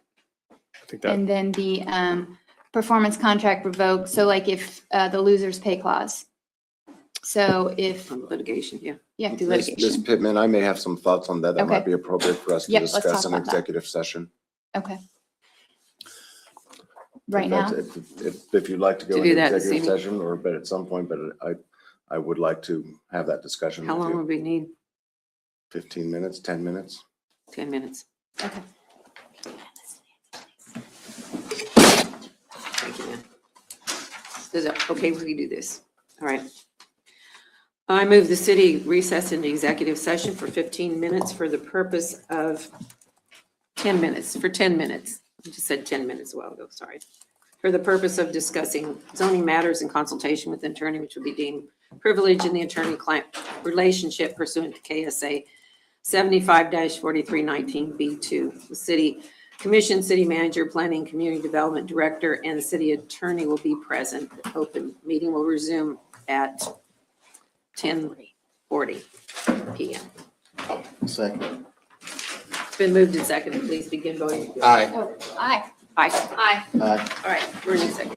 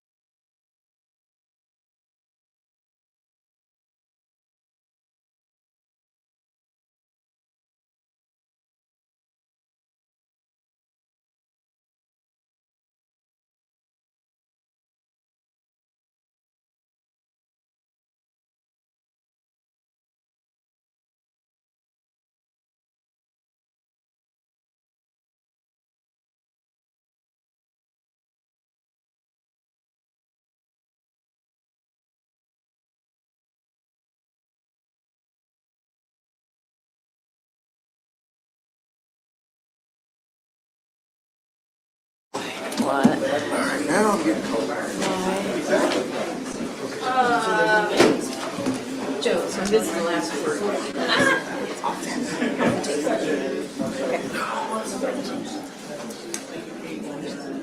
Look at here. The litigation.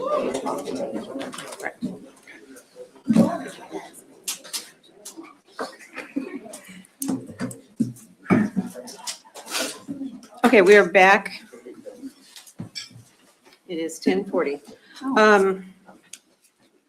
So the next thing we need to do then, if we would like to modify the special use permit to include Special task force. the special task force. That's the only thing we're going to talk about tonight. Special task force. And Community task force. so what we need to do that is, how do we need, okay, so we need to go, Well, I think first, we probably need to have some discussion on what this is and what it looks like. Is this a request that CoreCivic establish something? Is this the city commission saying you are establishing something? I mean, if there's a special use permit condition that says this special use permit is conditioned upon a task force, and if it is a city task force, I don't want to speak for CoreCivic, but, you know, if the city does not, you know, if there's a condition that he says the task force must meet monthly and they don't, is that a violation of the SUP at that point? So the devil is in the details on this. well, What do we does want to this task explore force this look like? before we have a second consideration? Pardon? Do we want to explore that before we have a second consideration? That could be something. That could be something you, I Instead of mean, an trying to option decide could, those an option details could be to tonight. send that back to the planning commission on remand for them to look at something like that. I think they meet in 6 days. So I don't know how much physical time there is, but again, I mean, the idea of it, first of all, I would probably broach the idea. I would probably ask CoreCivic So their What do you thoughts guys on it. think? we are 100% open to community relations board, task force. I like the idea of the two sides working together so we can ensure that you have representation. There are staff on our side as well. Meet monthly, quarterly, put reports out monthly, ensure that there's communication happening, have you come into the facility, tour the facility, ask questions. I mean, how they work in other places where they're very successful is we meet quarterly with community stakeholders. We'll have presentations. We'll bring in people to give presentations, maybe, you know, the medical professional, somebody on programs, volunteers that come into the facility, and we have various topics. The city can come to us and suggest topics as well, and kind of work collaboratively in that vein. I think that makes a lot of sense. Sure. And like I said, we do this in other places where the community feels like they're getting information from us and there's engagement and there's a back and forth. So Is this something we could do monthly and then maybe as we get more comfortable, move Sure. to a I think that's, quarterly? yeah, there could be a cadence to it, but initially when we're, you know, operating the facility and you have questions because everything is new, we can make sure that you understand what's happening. This is what the ramp plan looks like. This is what our staffing is looking like. This is what's happening with medical so that you feel like we are hitting, you know, checking all the boxes on what it takes to ensure that the facility is happening. The ramp is happening in a safe and secure manner. I guess in my head, I thought it would be created by us, the city, with your members serving on it. That it would be to basically promote transparency, make sure things were lawful operations were going on, to review matters, public safety. A lot of people are, Justice a lot of programming, people are concerned yeah. about Care, all that. traffic, care, mental health. Sure. People hear things in the community and they want answers, and this would Right. be a way for that to happen. Correct. The worst thing that can happen in this relationship is people feel like they're not getting answers, number one, or number two, things are happening in the facility or not happening in the facility and we're not having communication. I mean, that's what upended this relationship, among other things, was just lack of transparency. And we want to bring that Right. back. And I think this would be a great opportunity to do that. Right. And I want the community to have eyes. I feel like, have you ever watched the movie Willy Wonka's Chocolate Factory, where you don't know what's inside and then he kind of opens it up, right? Well, I I want us to be able to go, I don't want it to be closed. I want it to be open. I say this all the time. The best thing we can do is tour people through the facility. Right. Meet the staff, realize and understand that the staff really wants to do a good job. They're dedicated. They want to do a good job. And you'll see that when you walk through the facility. Right. To your point, if you're not in there, you don't know. And then the mind just thinks to the worst things. Right. And there's Yeah. so many great people who spoke here tonight that I think Couldn't agree more. would feel better. Not that they're excited, they want this, but if we could have eyes in there, if they could have eyes in there, that to see what's going on, I think it would make me feel better. We are open to collaboration, 100%. Right. Clearly, it needs to happen. So it brings us to, my head was to create that membership. I don't know if it's 12, 15 people on there. Well, so if you want my professional advice on this, in terms of just establishing this, we'll call it the task force, there's nothing stopping you from doing that tomorrow.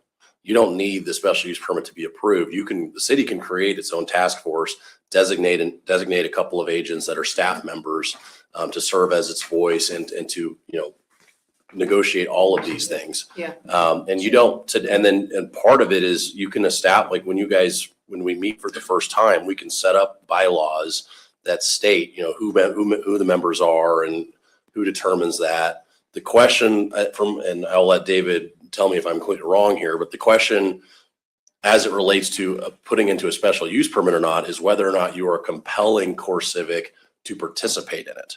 Because if you just create a task force now and it's voluntary and it's not in the special use permit, then in theory down the road, CoreCivic could say, well, we don't want to be a part of this anymore. Right. And so from my perspective, I think it's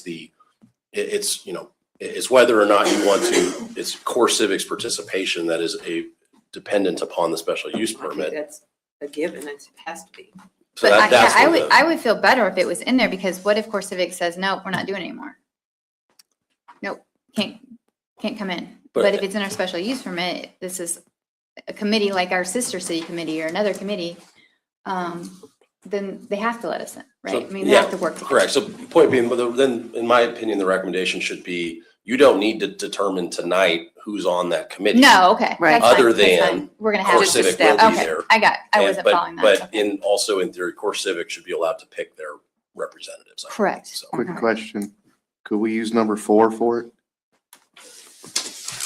Oh, good thinking. It's already in the special use permit? I think that'd be part of it.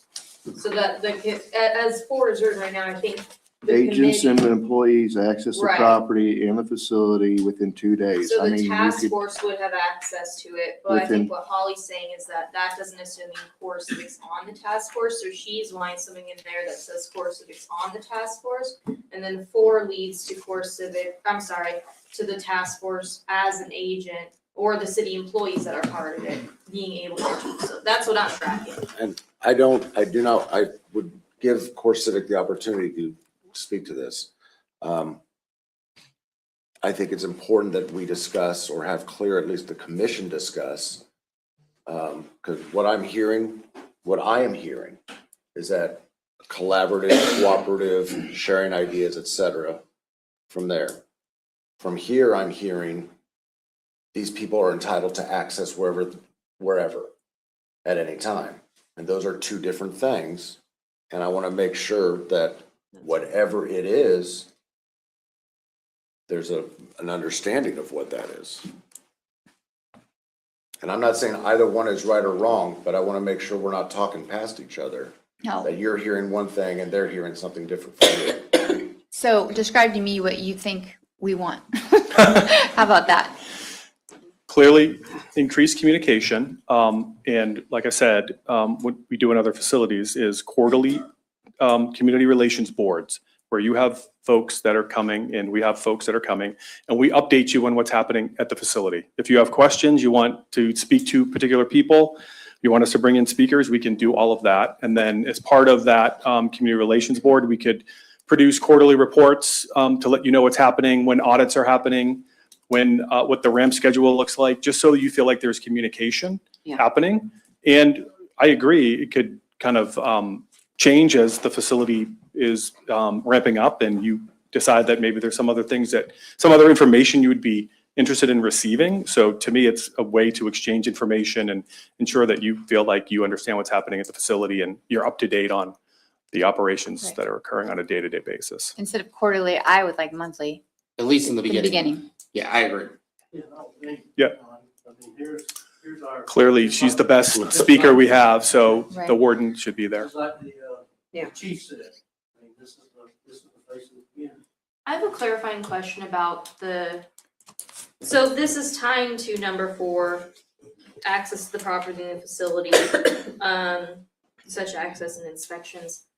My understanding that is that if we are investigating, I'm sorry, I should be specific.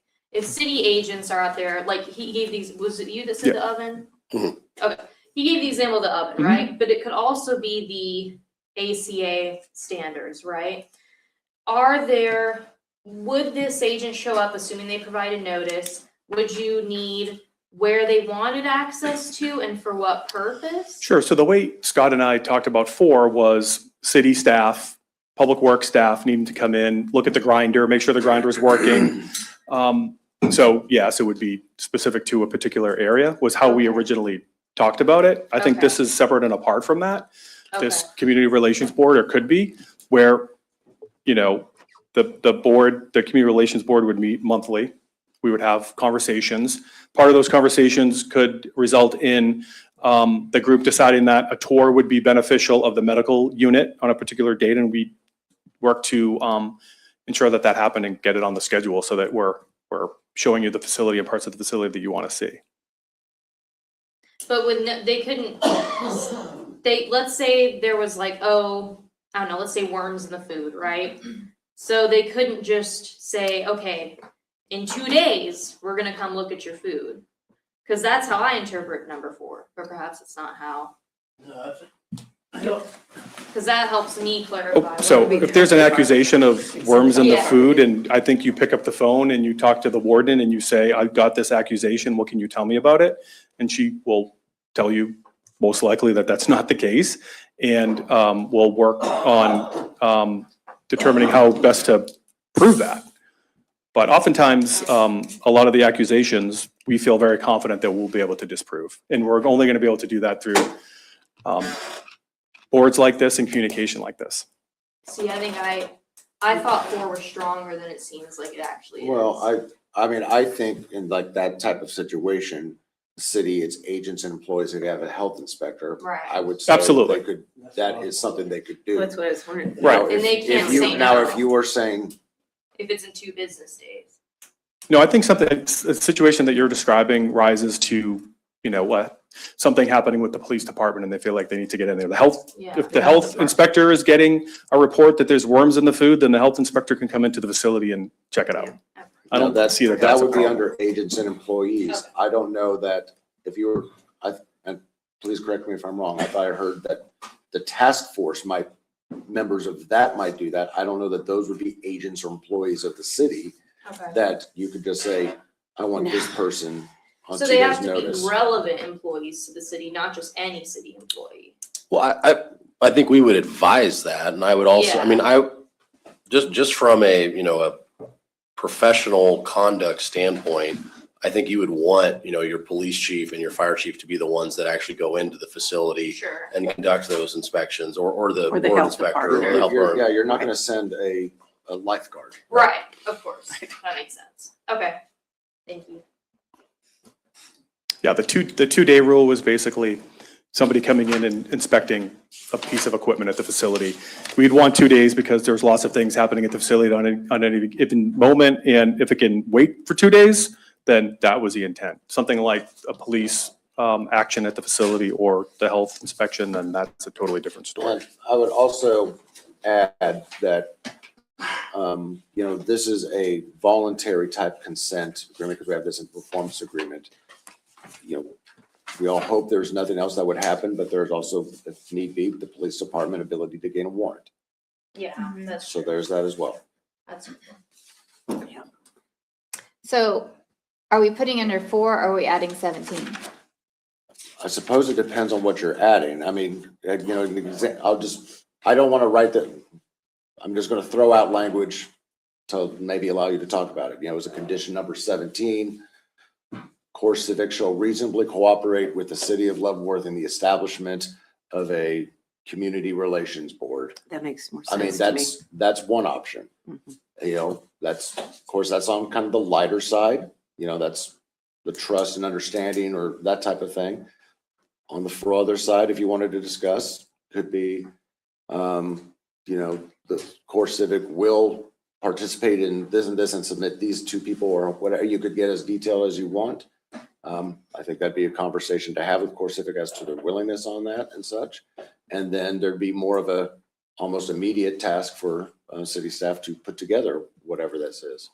Or is it the expectation that this is something that CoreCivic should be organizing and presenting to the city? I mean, there are different ways to skin this cat. I would like to direct staff to have a meeting and discuss this and figure out parameters and that, bring it back to the commission. If that is I mean, I just said that. I don't have. What'd you say? Have staff, have Scott. I mean, you could Draft it? With the. I mean, it with the depends board. on if you want this as part of the special use permit, or is this just, do you feel you've got their understanding and then staff on the administrative side, or do you want Well- to put something in the condition? I think like something should be in the The condition. language that It I should be a suggested, condition. or something different? Yeah, I think it should be. Should be a condition. What do you think? I think that we've got a willing partner that Right. wants to see this be successful. I think we have a 3-year window that we can go back to the table if this doesn't work out. So I think we have a lot more leverage. I think if we can put something generic like Mr. Waters just said, that we'll this overview and and believe that we're putting a lot of trust out there. Yep. And we get hammered for this, I'm sure that CoreCivic's going to be willing to work with us. Absolutely. And the SUP, as it's written now in the performance agreement, gives the city multiple avenues to pull the SUP if we're not doing what we're supposed to be doing. So that exists already. I'll push back a little bit because that does exist, but you're in the building. And so even if we pull the SUP, it just becomes litigation at that point. No, I right? understand. So, I mean, saying that we have the right to pull the permit really is essentially saying that we have the right to go back to court. So I think that's a little bit untrue there. So I'm just gonna push back a little bit. No, I understand. I appreciate where you're coming from. So as a process matter, and again, I do not want to inappropriately anticipate any result. If this was to be a condition number 17, whatever language you have, that would technically be a override / modification of the planning commission's recommendation. That would ultimately, at this stage in the process, require a 2/3 vote of the city commission, which is 4 votes. 4 votes. I just want to make you Thanks for aware that. of that. Thanks, in as case we didn't know to- fractions. as to where you would be. So in that situation, Sarah would be looking at what I think I've called sample ordinance number 3. And again, maybe there's going to be more discussion on different things as well, but she might be looking for direction from you on I think we called it placeholder there on that sample ordinance of what the language could be. And, and from there we could go to 18 or whatever have you, but that would be kind of generally the process. What I would recommend is that discussion on things kind of be had in full before you start making motions. The reason I say that is because, as an example, if there is a motion, let's just say if there's a motion to override the planning commission's recommendation with a modification by adding number 17, and then that motion gets a second. Any discussion? Well, I've got one as well. And now you've got multiple. Now that would have to be a motion to amend the underlying motion. And so then you'd have to vote on the motion to amend. That would then change the underlying motion. So now you're at number 18, and then a third person has something, that'd be another motion to amend. So there's a parliamentary way to do it for certain. But I might recommend a cleaner way for your consideration is to discuss the issues you want to discuss. And then do it. And then develop, and then, if there is a sense that there's going to be a motion to be made, whatever that motion is, do it at that time rather than us having to track motion to Okay. amend, a motion as amended, a motion as amended, that type of thing. So you mean kind of informally vote or consent on each I would just one consider to have this discussion, and then naturally, if it feels like there's a place, and that motion could be a motion to approve as it is, maybe. I don't think I've heard necessarily from everyone that there's consensus on this task force idea, for example. There might be. There could be a motion to deny, whatever, but at some point, I think you want to kind of feel your way out as a commission, how you work together, when is the appropriate time to make a motion. Certainly, anybody can make a motion at any time that you want. I just want to let you know that, then there'll be some parliamentary proceedings that might make it more difficult to track if there is a consensus of any one direction beginning to develop. I think, is there a consensus on this issue right here? On the task force? Task Yes. I am. I am, yes. Let me, but I don't love the link. Go ahead. can I clarify, is there consensus to making it a recommendation to the special use permit? Yes. Yes. Yes. Ma'am? No. Okay. So what's consensus? The majority. Consensus could Majority. be essentially what, No, that's before, right? 4. You got 4. well, ultimately, to pass an ordinance, if, I don't think you need to necessarily develop a formal consensus like we always do when you're talking about what a motion might look like. I'm suggesting that before a motion is made, unless, you guys are willing to have motions be voted down and such, then it might be best practice just to see where people are. So from what I just gathered, 4 of us said we're ready to, we're good, right? So, Well, it depends on what we're good with. I want to add one and make it part of the recommendation. I don't like the language.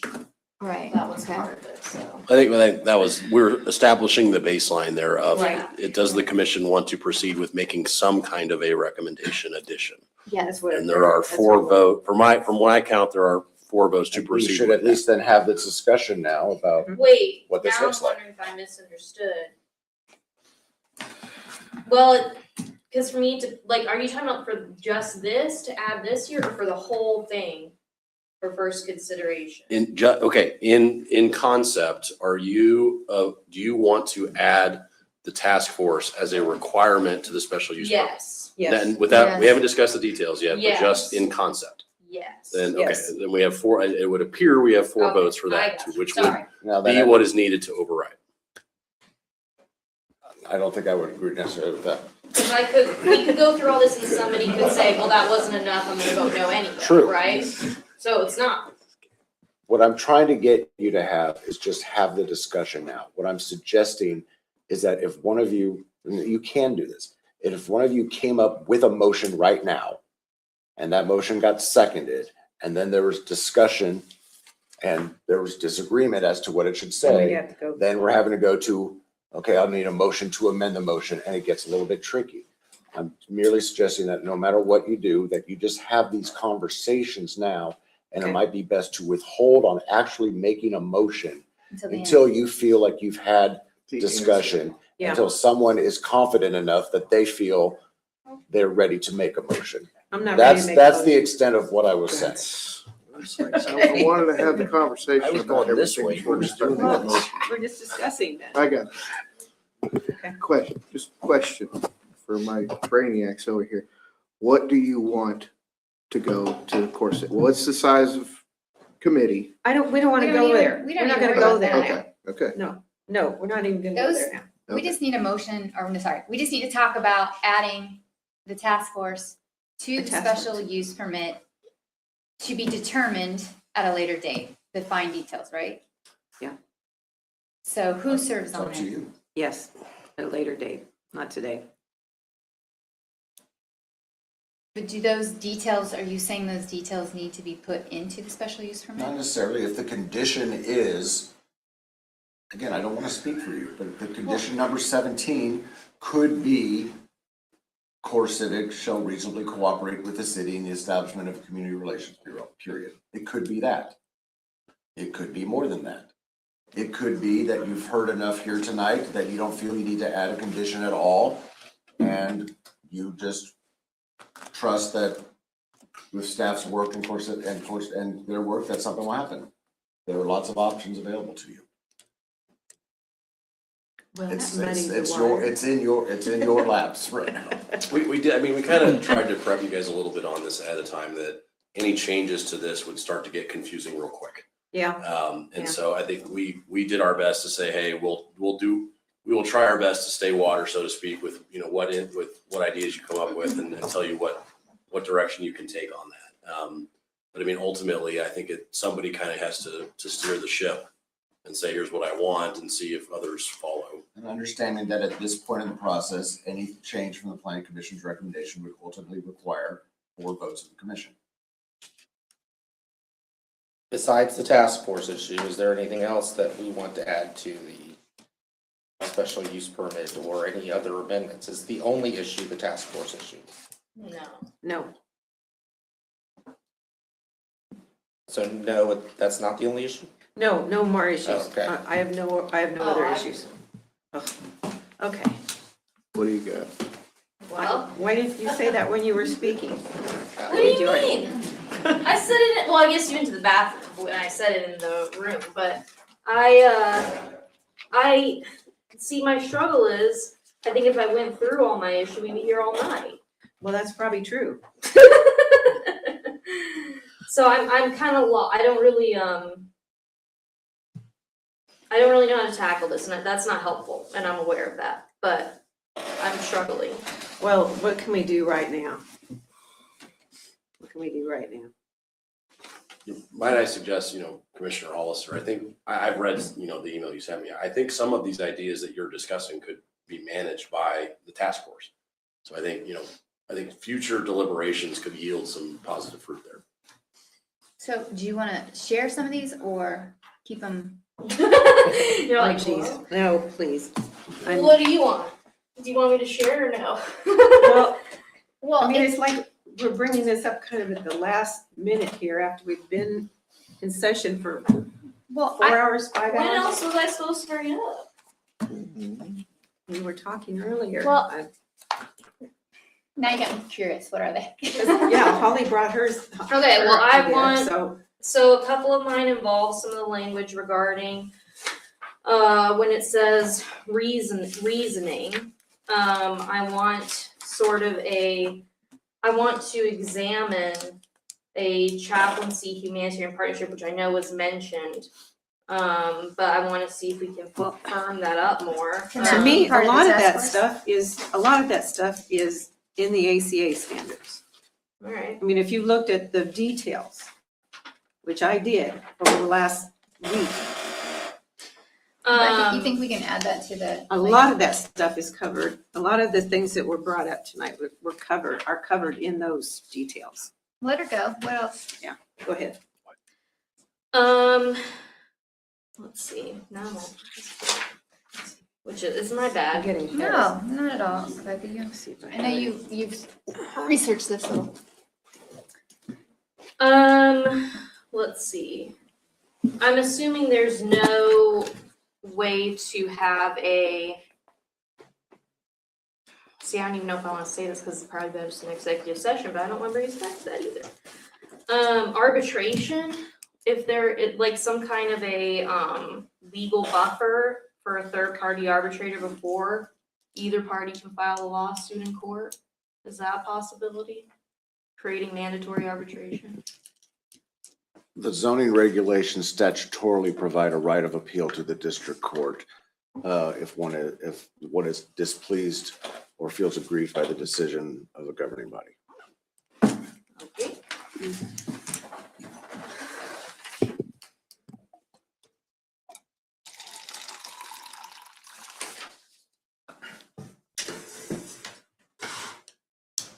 Hey, Rebecca, is there anything in there that you could, that would be good for the task force, you think? That we could add to?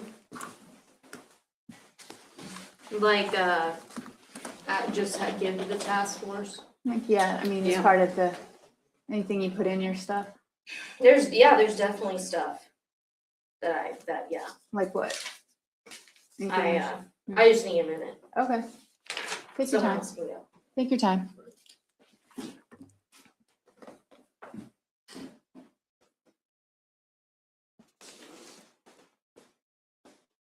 Can we take a break? Just 5 minutes? Yeah. If not, Yeah, let's take a break. 5 minutes. Good idea. Return Come at back at 11:15. 11:15.